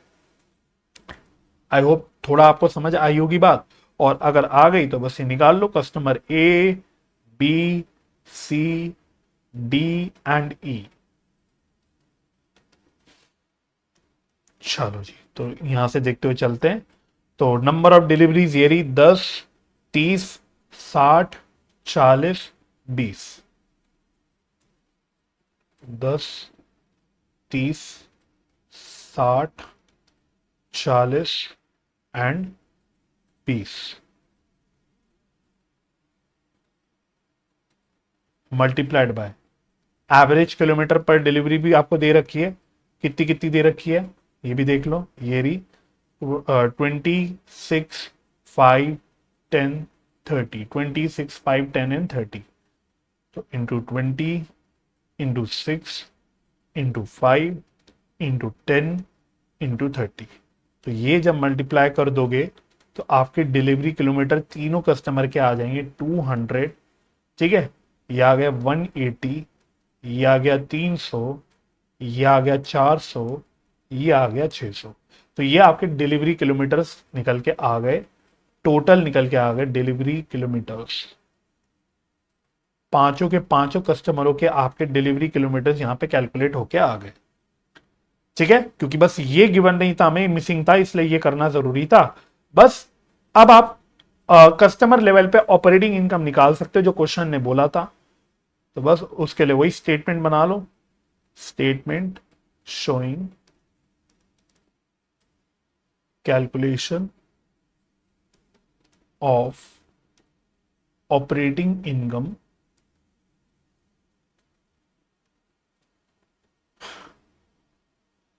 Eight customer level. बोले तो पर कस्टमर आपको पता लग जाएगा कि क्या क्या ऑपरेटिंग इनकम निकल के आ रही है।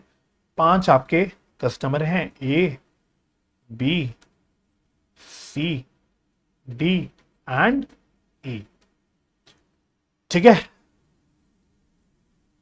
चलो। तो इसके लिए आपको क्या दे रखा था, यहां पे आ रहा हो, ऊपर से आ जाओ। तो आपको सबसे पहले लिस्टेड प्राइस दे रखा है, listed price, listed price. Listed price कितना कितना है, सबका सेम है भाई। लिस्टेड प्राइस 108 108 108 है। ठीक है, तो मेरे साथ साथ करते रहना, आपको आगे आसान रहेगा। सारी कैलकुलेशन हम रेलिवेंट यहीं पे कर लेंगे। 108 108 108। ठीक है, एक लाइन की जगह छोड़ के, एक लाइन की बस जगह छोड़ो और लिखो actual selling price. Actual selling price कितनी कितनी है तो वो लिख लो यहां से। 108 106.2 99 104.4 97.2। ठीक है, तो 108 106.2 और कितना था 99 104.4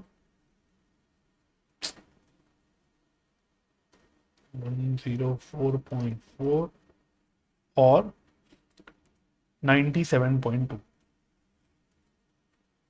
97.2। ठीक है, ये मैंने ऐसे क्यों लिखा, क्योंकि इससे मेरे को डिस्काउंट पता लग जाएगा कि मैं हर कस्टमर को पर केस, ये सब पर केस है, ध्यान रखना, अभी हम सब पर केस ले रहे हैं, तो मेरे को पर केस डिस्काउंट पता लग जाएगा कि मैं पर केस डिस्काउंट कितना दे रहा हूं सारे कस्टमरों को। तो ए को तो कुछ नहीं दे रहा, इसको कितना दे रहा हूं 1.8 आ रहा है शायद, 1.8। इसको कितना दे रहे हैं हम लोग, शायद 9 रुपए का दे रहे हैं। और इसको कितना दे रहे हैं हम लोग 3.6 रुपीज का। और इसको कितना दे रहे हैं 108 माइनस ये 8 और 2 10 10.8, शायद 10.8 रुपीज का हम लोग डिस्काउंट दे रहे हैं। तो मेरे को ये पता लग गया कि हर कस्टमर को मैं कितना डिस्काउंट दे रहा हूं पर केस। ठीक है, क्योंकि उसने बोला था ना आगे कि भाई क्या एनालिसिस है आपकी, लिस्ट प्राइस और एक्चुअल सेलिंग प्राइस दोनों गिवन है, तो उससे क्या आप एनालिसिस कर सकते हो। तो उसमें वहां पे एनालिसिस करने में यहाँ पे इजी हो जाएगा। यहाँ पे मतलब मुझे दिख रहा है कि पर केस में सबसे ज्यादा डिस्काउंट किस कस्टमर को दे रहा हूँ, ई कस्टमर को दे रहा हूँ। फिर सी को थोड़ा कम दे रहा हूँ, डी को और कम दे रहा हूँ, बी को और कम दे रहा हूँ और ए को तो कुछ नहीं दे रहा। तो ये मुझे एनालिसिस मिल गई कस्टमर वाइज। ठीक है, अच्छा, इसमें से अगर मैं कॉस्ट पर केस माइनस करूंगा, ये सब पर केस था, ध्यान रखना, चाहे लिख लो केस पर केस, ये भी पर केस था, ये भी पर केस था, तो ये सब पर केस था। तो अगर मैं कॉस्ट पर केस माइनस कर दूंगा सब की, तो मेरे को एक्चुअल क्या पता लग जाएगा, वही पता लग जाएगा जो हम कई बार निकाल चुके पुराने क्वेश्चन में, दैट इज ग्रॉस मार्जिन पर केस। तो मेरे को ग्रॉस मार्जिन, या फिर आप अपनी अकाउंट्स की भाषा में ग्रॉस प्रॉफिट पर केस भी बोल सकते हो, मुझे बेसिकली ग्रॉस मार्जिन पर केस पता लग जाएगा। तो सर इसकी कॉस्ट कितनी थी, पर केस हमारी कॉस्ट कितनी थी, तो कॉस्ट उसने बताई थी बिल्कुल पहली लाइन में, हम 90 रुपीज पे बॉटल बाय करते थे पर केस के हिसाब से और उसको फिर बेचते थे। तो दैट मीन्स मेरी कॉस्ट पर केस कितनी है 90 रुपीज की। 90 90 90 एंड 90। तो मेरे को पर केस हर कस्टमर पे मैं कितना ग्रॉस मार्जिन कमा रहा हूं ये पता लग जाएगा। जैसे कस्टमर ए के केस में मैं 18 रुपए पर केस के हिसाब से ग्रॉस मार्जिन कमा रहा हूं। यहां पे मैं कितना कमा रहा हूं 16.2 रुपए का मैं ग्रॉस मार्जिन कमा रहा हूं, या 9 रुपए पर केस का ग्रॉस मार्जिन कमा रहा हूं, या 14.4 का मैं ग्रॉस मार्जिन कमा रहा हूं, और यहां 7.2 रुपए का पर केस में ग्रॉस मार्जिन कमा रहा हूं। तो मुझे पर केस ग्रॉस मार्जिन पता लग गया पांचों कस्टमरों का कि मैं कितना पर केस ग्रॉस मार्जिन यहां पे कमा रहा हूं। ठीक है, फिर उसने नंबर ऑफ केसेस बता रखे थे, नंबर ऑफ केसेस सोल्ड जो थे वो बता रखे थे, ये रे बिल्कुल पहली लाइन पे, ये रे 4680 19688, उसके बाद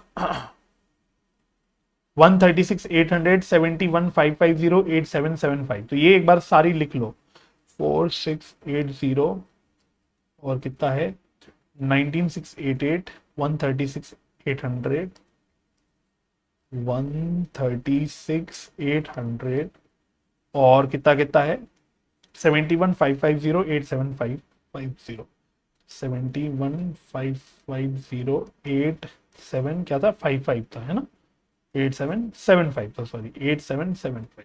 तो मेरे को नंबर ऑफ केसेस पता लग गए कि मैंने कितने बेचे, मतलब ये तो गिवन ही था, और मैंने ग्रॉस मार्जिन पर केस निकाल लिया।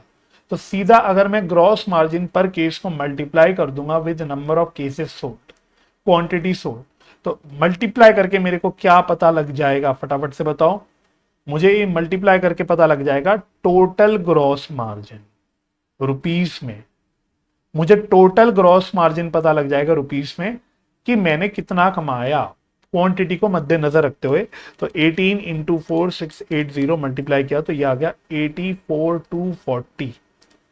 16.2 को इसको मैं 19,688 से मल्टीप्लाई करूंगा तो ये कितना आ रहा है, ये आ रहा है 3,18,946 अप्रोक्सीमेटली, 5.6 आ रहा है तो मैं राउंड ऑफ कर देता हूं, 946 आ रहा है। और 9 इंटू 136,800, हाँ ये आ रहा है 12,31,200। फिर 14.4, ये था 10 20,000 320 सही। और इसका कितना आ रहा है 63 लाख 1,000 ना, 63,180 सही है ना। ठीक है, तो यहां तक की पहले बताओ कैलकुलेशन समझ आ गई, यहां तक कोई कोई दिक्कत नहीं ना। मैंने क्या क्या करा आपको क्लियर हो रहा है बिल्कुल, मतलब मैं सारी चीजें यहीं तोड़ रहा हूं कि भाई लिस्टेड प्राइस पर केस कितना, डिस्काउंट पर केस कितना, सेलिंग प्राइस पर केस कितना, कॉस्ट पर केस कितना, सब मुझे यहीं पे पता लगा। ठीक है, ताकि क्योंकि एनालिसिस में हमें जो भी चीज एनालिसिस करने का मन करे हम सारी एनालिसिस कर पाए, बाद में अटके नाम लोग, तो हमें ये सब पता लग गया। बस इसमें से आप फाइनली एक्टिविटी कॉस्ट सारी माइनस कर लो जो आपको एबीसी के हिसाब से करनी है। तो बस यहाँ पे थोड़ा क्लैरिकल वर्क हो गया, सब कुछ यहाँ पे गिवन है आपको, ये रहा। तो टोटल 1 2 3 4 5, फिर से 5 एक्टिविटी कॉस्ट है आपके पास। तो ऑर्डरिंग कॉस्ट, उसके लिए रेट कितना बता रखा है क्वेश्चन ने, 750 पर purchase order, at the rate of 750 पर परचेज ऑर्डर। ठीक है, तो बस कुछ मत करो, परचेज ऑर्डर आपको गिवन है, ये रहा आपका परचेज ऑर्डर, इसको मल्टीप्लाई कर दो विद 750, सबको मल्टीप्लाई कर दो 750 से। चलो तो यार 11,250, 11,250 मुझे बताते चलो सबका कितना आ रहा है, 25, 18,750। ठीक है, ये आ गया 18,750। इसका कितना आएगा 22,500। इसका कितना आएगा, ये भी 18,750। इसका कितना, सेम ही है ना, 22,500। ठीक है, इसी तरह से जो दूसरा कॉस्ट है हमारा, दूसरा cost that is customer visits, और इसका रेट उसने बता रखा है 600 रुपीज पर विजिट, यानी कि वही नंबर ऑफ विजिट्स के कॉलम में आ जाओ, उसको 600 से मल्टीप्लाई कर दो, ये रहा, इस वाले कॉलम को 600 से मल्टीप्लाई कर लो। तो 1200 1800 3600 कितना है, 1200 1800 3600। और यहाँ पे भी आई थिंक सेम ही था, है ना, ये भी सेम था, 2 और 3, तो 1200 और 1800 आ जाओगी, 1200 और 1800। चलो जी, ये भी डन हो गया। उसके बाद थर्ड, थर्ड जो कॉस्ट आपको दे रखी है that is delivery cost, delivery cost. और डिलीवरी कॉस्ट उसने बोल रखा था एट द रेट ऑफ ₹5.75 पर डिलीवरी किलोमीटर, पर डिलीवरी किलोमीटर। तो डिलीवरी किलोमीटर तो हमने ऊपर ही निकाल रखा है, तो यहां से देखते हुए चलते हैं, ये हमने निकाल रखा है 200, तो ये आ रहा है 1150, मतलब 1150, 1150 ये आ गया। उसके बाद हाँ 1035, 1035 ये आ गया। उसके बाद 1725। और इसका कितना है? 2300, ठीक है। और इसका, हाँ, 3450, ठीक है, सही, 3450 ये भी आ गया। तो ये भी डन हो गया। फोर्थ कॉस्ट क्या दे रखी है आपको? फोर्थ दे रखी है आपको प्रोडक्ट प्रोडक्ट एंड हैंडलिंग। इसका रेट कितना बता रखा था उसने? एट द रेट ऑफ 3.75 पर केसेस सोल्ड। लो जी, पर cases sold. Number of cases भी हमने ऊपर ही लिख रखे हैं, यहीं से आप देख देख के कर सकते हो। तो ये रहे नंबर ऑफ केसेस। तो 4680, 17550, 17550। उसके बाद ये है 19688, ये 73830, ठीक है, 73830। इसके नंबर ऑफ केसेस कितने हैं? 136,800। यह 5,13,000 आ गया टोटल, 5,13,000। उसके बाद 71,550, तो ये आ रहा है 268,313 अप्रोक्सीमेटली, 268,313 अप्रोक्सीमेटली, 0.5 आ रहा है तो राउंड ऑफ कर लिया। और 8775, सॉरी, तो ये आ रहा है 32,906 अप्रोक्सीमेटली, 32,906। ठीक है, तो ये भी डन हो गया। और फिफ्थ में उसने एक्सपर्डाइट डिलीवरी बता रखी थी, एक्सपर्डाइटेड डिलीवरी कॉस्ट। तो ये था एट द रेट ऑफ 2250 पर डिलीवरी। तो यहां तो आसान है क्योंकि बाकी किसी कस्टमर में नहीं था, एक ही कस्टमर में था, वो भी एक ही बारी था। तो इसका 2250 ही आ गया, 2250।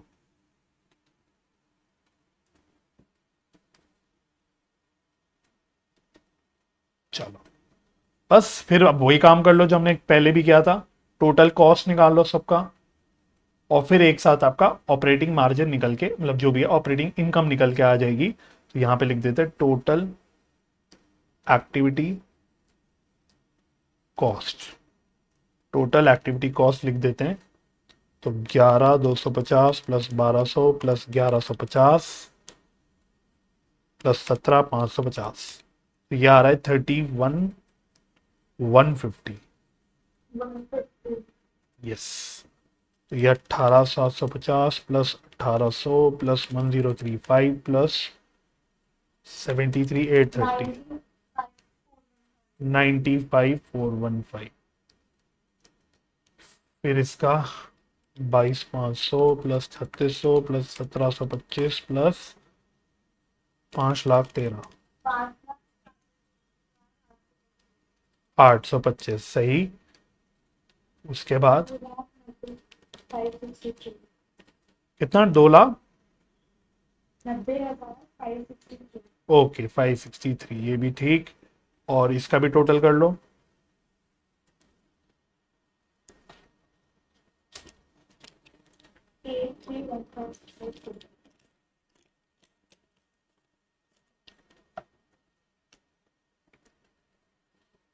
एक minute, 22,500 plus 1,800 plus 3,450 plus 32,906 plus 2,250, ये आ रहा है 62,906।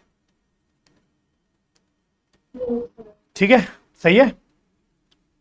तो एक काम कर सकते हो, हमने ऊपर क्या ग्रॉस मार्जिन निकाल लिया था ना, अब एबीसी मत बोलो क्योंकि कस्टमर के नाम भी एबीसी हैं। तो अब इसको ऐसे 1 लिख दो प्रेजेंटेशन के लिए, जस्ट इसको 2 लिख दो। तो अब आपका ऑपरेटिंग इनकम निकल के आ जाएगा, विच विल बी 1 - 2 यानी gross margin minus total operating cost, या जो भी था एक्टिविटी कॉस्ट जो भी लिखा आपने, -31,150। जैसे ये आ रहा है 53,090, 53,090। इसी तरह से ये कितना आ रहा है 318946 माइनस 95415, ये आ रहा है 223531, 223531। फिर ये आ रहा है 1231 200 माइनस टोटल कॉस्ट 54825, ये आ रहा है 69375। चलो जी, तो ये आ रहा है कितना, तो 103320 माइनस, और कॉस्ट कितनी हो गई 290563, तो ये आ रहा है 739757। और फाइनली इसका कितना हो गया 63180 माइनस, बाप रे 62906, बेचारे का बहुत कम आ रहा है, 274 ही आ रहा है, 274।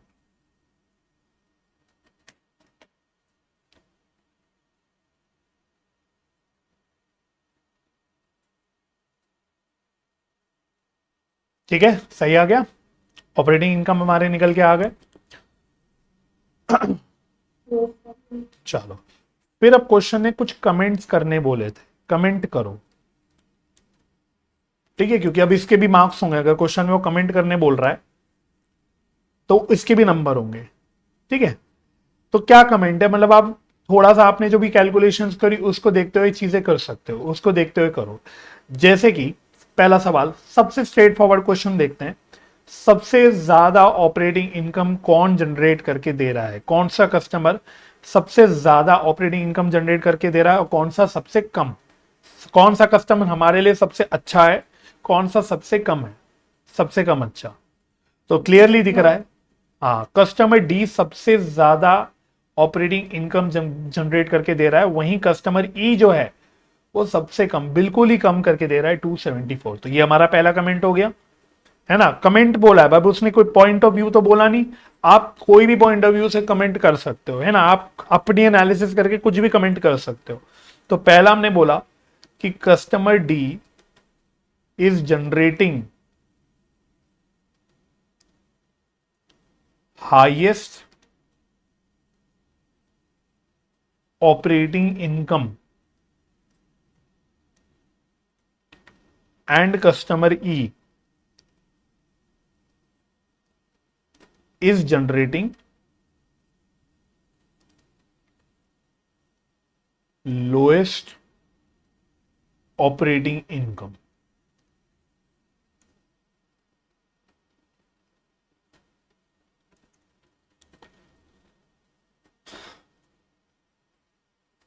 ठीक है, एक बात तो ये हो गई। दूसरी बात, अब थोड़ी मजेदार बातें देखना, दूसरी बात थोड़ी मजेदार बात देखना। अगर मैं ग्रॉस रेवेन्यू, मैं अगर रेवेन्यू लेके चलूं, अगर मैं रेवेन्यू को टोटल लेके चलूं, तो अगर आप देखोगे कस्टमर, एक बार आप एक काम करो, आप सबके टोटल रेवेन्यू भी लिख के चलो। आप एक काम करो, यहाँ पे टोटल रेवेन्यू लिख लो, थोड़ी सी जगह यहाँ पे है ना, जरा टोटल रेवेन्यू कैलकुलेट करते हुए चलो कि सारे उसका टोटल रेवेन्यू कितना है। तो टोटल रेवेन्यू कैसे निकालोगे, आपने जो एक्चुअल सेलिंग प्राइस ली उसको मल्टीप्लाइड कर दो बाय नंबर ऑफ केसेस, तो 108 इंटू 4680। तो देखो बस टोटल रेवेन्यू निकाल रहा हूं,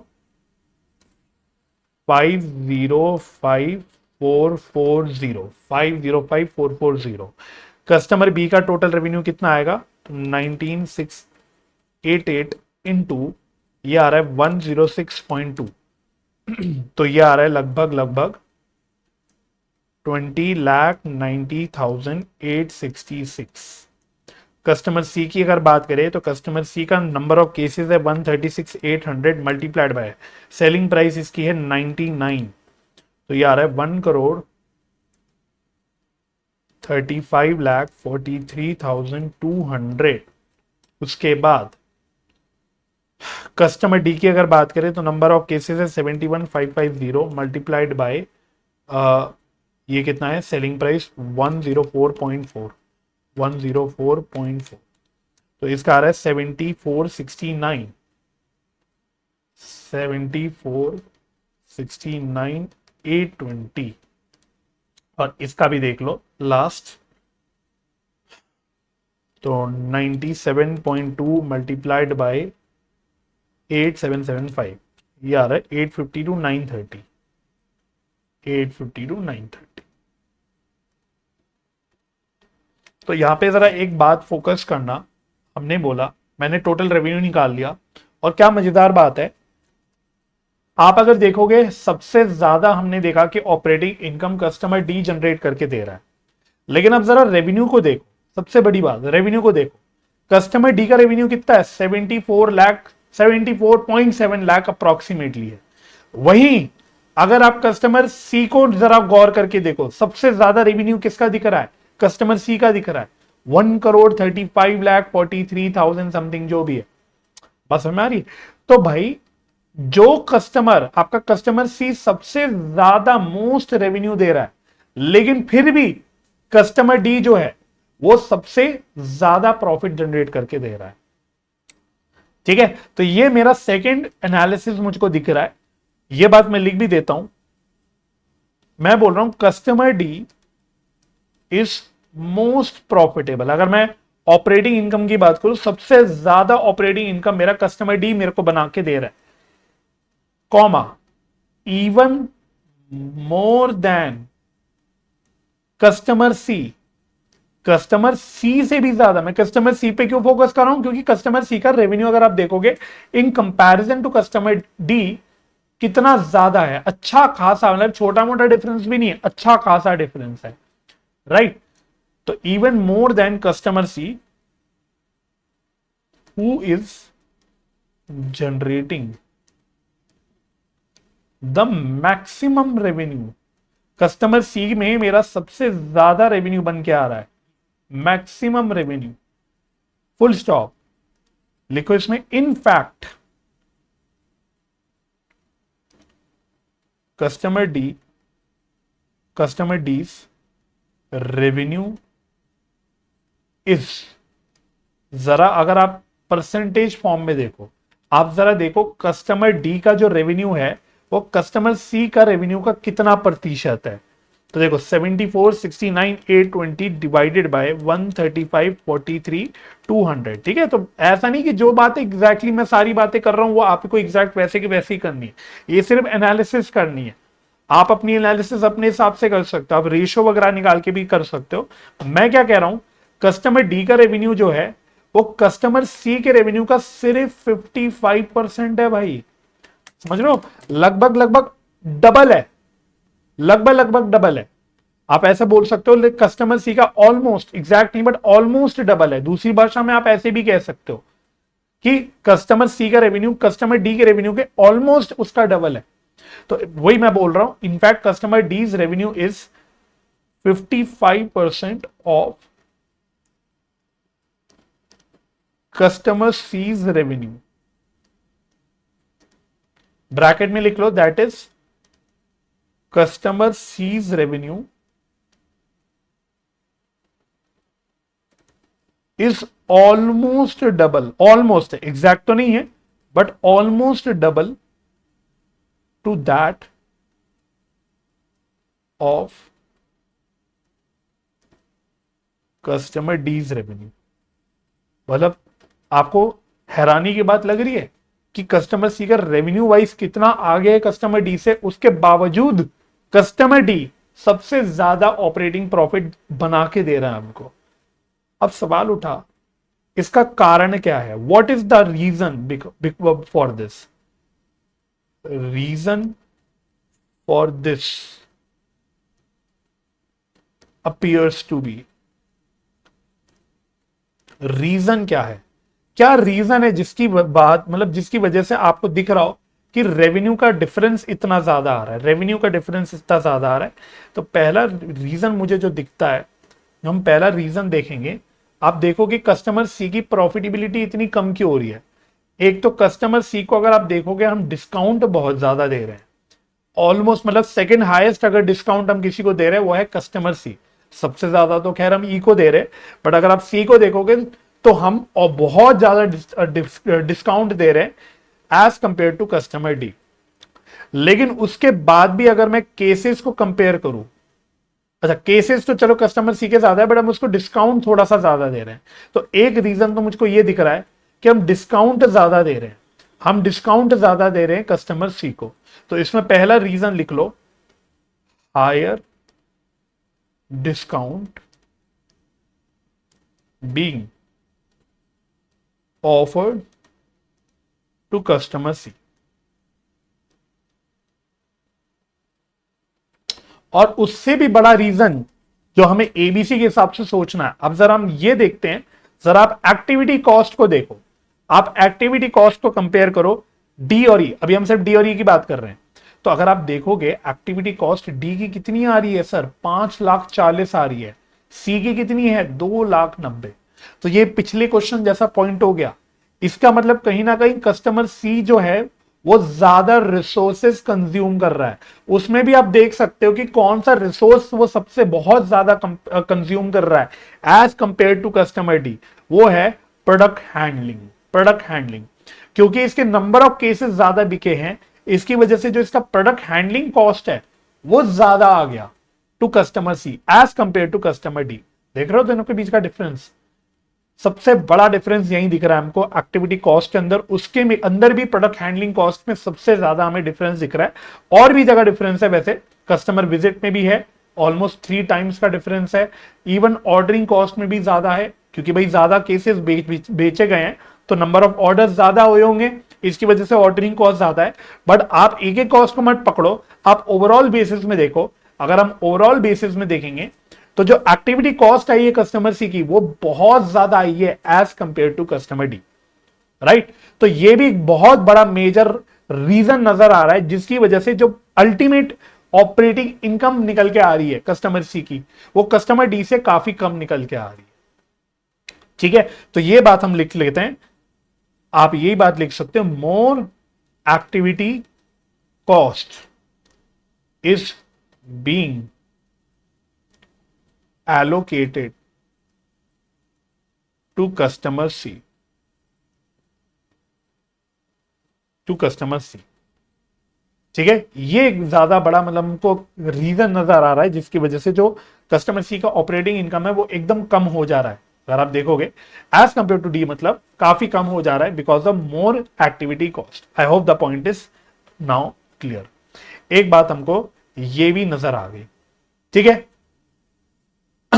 तीसरी बात, अब जरा कस्टमर ई को पकड़ते हैं, अब कस्टमर ई की गर्दन पकड़ते हैं, भाई तू कहां इतना कम प्रॉफिटेबल हो गया, तू कैसे इतना कम प्रॉफिटेबल हो गया। कस्टमर ई की गर्दन जरा पकड़ते हैं। कस्टमर ई, हमने बोला कस्टमर ई सबसे बेकार कस्टमर है हमारे लिए क्योंकि वो लीस्ट प्रॉफिटेबल है। Full stop. It's operating income, its operating income is lower than, पहले आप एनालाइज कर लो, एनालाइज कर लो। अगर आप रेवेन्यू वाइज देखोगे, हमने रेवेन्यू यहां पे निकाला था, रेवेन्यू वाइज सबसे बेकार कस्टमर कौन है सर? रेवेन्यू वाइज सबसे बेकार कस्टमर है कस्टमर ए। अगर आप रेवेन्यू पे फोकस करोगे तो सबसे कम रेवेन्यू कस्टमर ए का है, लेकिन और कस्टमर बी का, कस्टमर ई का रेवेन्यू देखो अच्छा खासा ज्यादा है, 8.5 लाख है। हालांकि ओवरऑल तो काफी कम है, जहां एक कस्टमर सी तो करोड़ों में रेवेन्यू जनरेट कर रहा है, ये 10 लाख का रेवेन्यू भी जनरेट नहीं कर रहे। बट वो छोड़ो, आप सीधा अभी कस्टमर ए और ई को जरा देखो।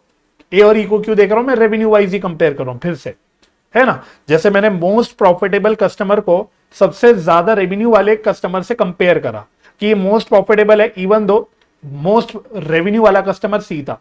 अब इसी तरह से मैं नेगेटिव साइड पे आ गया, मैंने देखा चलो सबसे कम प्रॉफिटेबल कौन कस्टमर है सर? कस्टमर ई है, 274 रुपए का ही इनकम जनरेट करके दे रहा है। अब मैं इसको लोएस्ट रेवेन्यू वाले से कंपेयर करता हूं कि आइडियली सबसे कम रेवेन्यू किसका है? सबसे कम रेवेन्यू तो भाई किसका है? कस्टमर ए का है। उसके बावजूद आप अगर प्रॉफिट को कंपेयर करो, इनकम को कंपेयर करो, इनकम के बीच का डिफरेंस कितना ज्यादा है। जहां 274 रुपए का ही प्रॉफिट जनरेट करके दे रहा है कस्टमर ई हमारा, कस्टमर ए जिसका सबसे कम रेवेन्यू है वो 53,000 का प्रॉफिट जनरेट करके दे रहा है। बात क्लियर में होगी? तो मेन मैं क्या पॉइंट बोल रहा हूं? मेन मैं ये पॉइंट बोल रहा हूं कि कस्टमर ई सबसे कम प्रॉफिटेबल है, इवन दो कस्टमर ए सबसे कम रेवेन्यू बना के दे रहा है। ये हमारा एक पॉइंट ऑफ व्यू आ गया, ये हमारा एक कमेंट आ गया, तो बस ये लिख लेते हैं, लिख लो इसमें customer E is least profitable, मैंने बोला था, it's operating income is lower than customer A who is generating the least amount of revenue. भाई कस्टमर ए का सबसे कम रेवेन्यू है, उसके बावजूद ये कस्टमर ए से कई गुना कम प्रॉफिटेबल है, राइट। अब इसका क्या कारण हो सकता है? The main reason for this appears to be, क्या मेन रीजन हमको दिख रहा है इसके पीछे, क्या मेन रीजन है? तो सर इसका मेन रीजन फिर से वही घुमा फिरा के आ जाएगा, एक्टिविटी कॉस्ट। घुमा फिरा के इसका एक्टिविटी कॉस्ट ही आ जाएगा। अगर आप देखोगे इसका एक्टिविटी कॉस्ट है 62,000, जबकि यहां है 31,150। डबल एक्टिविटी कॉस्ट है, आप देख सकते हो, ऑलमोस्ट डबल है, ऑलमोस्ट डबल है, बल्कि डबल के आसपास ही है।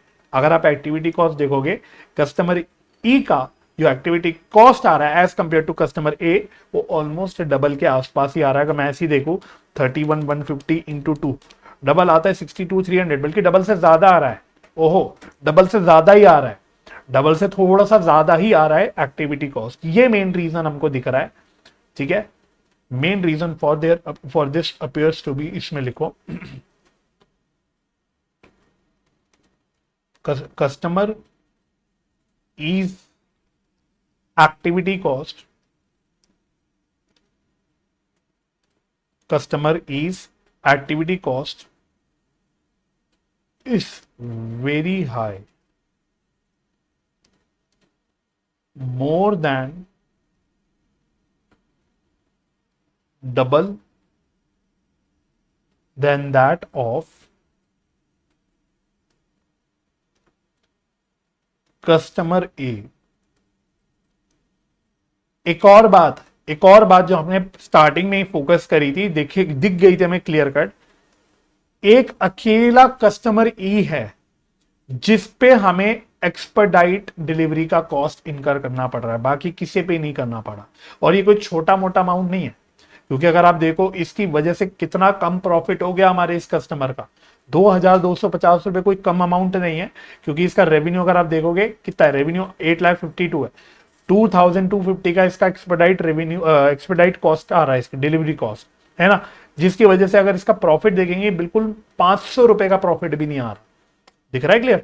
तो बेसिकली हमें ये दिख रहा है कि ज्यादा एक्टिविटी कॉस्ट आ रही है कस्टमर ई की, और इनफैक्ट ये भी एक पॉइंट ऑफ हमारा ऑब्जर्वेशन है क्या, कि अकेला कस्टमर ई है जिसपे हमें एक्सपर्टाइट डिलीवरी की कॉस्ट इनकर करनी पड़ रही है, ठीक है। तो ये बात भी हम मेंशन कर देंगे। In fact E is the only customer, अकेला इकलौता कस्टमर है ये, on whom the company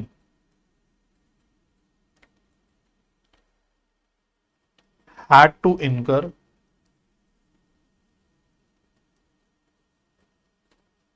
expedite delivery cost।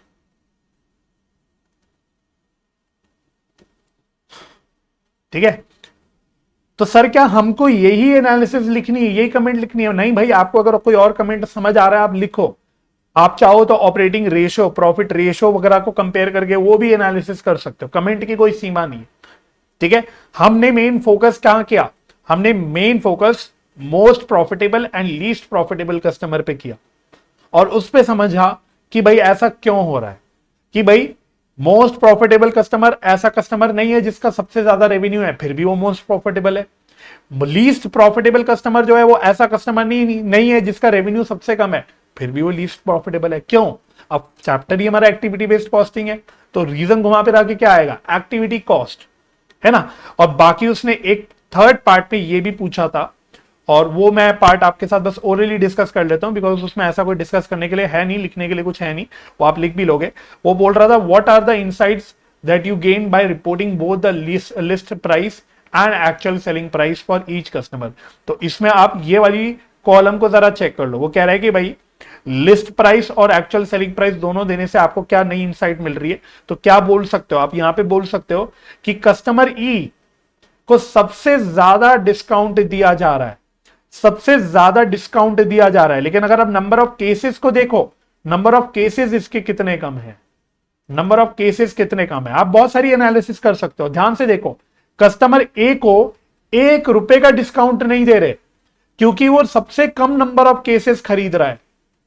यार कस्टमर ई को देख लो, कस्टमर ई को देख लो, कस्टमर ई कोई बहुत ज्यादा खुद नहीं, वो सेकंड लोएस्ट क्वांटिटी खरीद रहा है, सेकंड लोएस्ट केसेस बिक रहे हैं कस्टमर ई को, फिर भी उसको सबसे ज्यादा ट्रेड डिस्काउंट दिया जा रहा है। ट्रेड डिस्काउंट आपको पता ही, इट इज जस्ट लाइक, मतलब basically it is a quantity discount, है ना। कस्टमर ई को second lowest quantity of cases जो बेसिकली वो हम बेच रहे हैं, फिर भी उसको हम सबसे ज्यादा डिस्काउंट दे रहे हैं। इसी वजह से तो ई हमारे लिए प्रॉफिटेबल भी नहीं रहा। ये भी एक रीजन हो गया ई सबसे कम प्रॉफिटेबल क्यों है, क्योंकि इतने कम क्वांटिटी बेच रहे हैं उसको, फिर भी उसको इतना ज्यादा डिस्काउंट मिल रहा है। इसकी वजह से भी तो ये कम प्रॉफिटेबल हो गया। बात समझ में आ गई? तो ये आप कह सकते हो, ठीक है। तो आप डिस्काउंट वाले पॉइंट पे इस बात पे गौर कर सकते हो। मैं ऐसे ब्रीफली लिख लेता हूं, पूरा आप अपने आप लिख लोगे। सेकंड थर्ड पॉइंट जो है, बेसिकली थर्ड रिक्वायरमेंट है डिस्काउंट वाला पार्ट। आप कह सकते हो कि कस्टमर ई को हम हाईएस्ट डिस्काउंट दे रहे हैं per case, even when second lowest number of cases are being sold to customer E।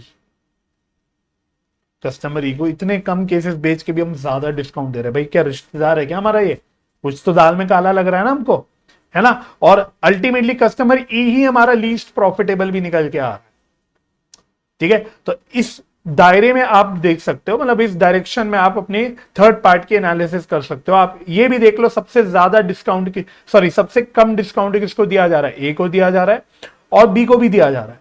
ए को भी कम दिया जा रहा है, बी को भी कम दिया जा रहा है।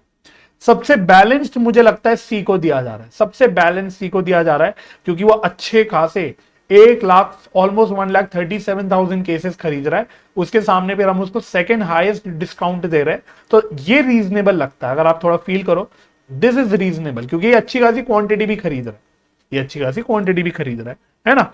और वही आप ये भी देख सकते हो, आप ये भी देख सकते हो कस्टमर डी के केस में, जो सबसे ज्यादा प्रॉफिटेबल भी निकल के आया था, कि उसको number of cases second highest दे रहे हैं हम लोग, सेकंड हाईएस्ट क्वांटिटी बेची जा रही है और उसको डिस्काउंट काफी कम दिया जा रहा है एज कंपेयर टू कस्टमर सी। हालांकि ये पॉइंट हमने ऊपर भी किया।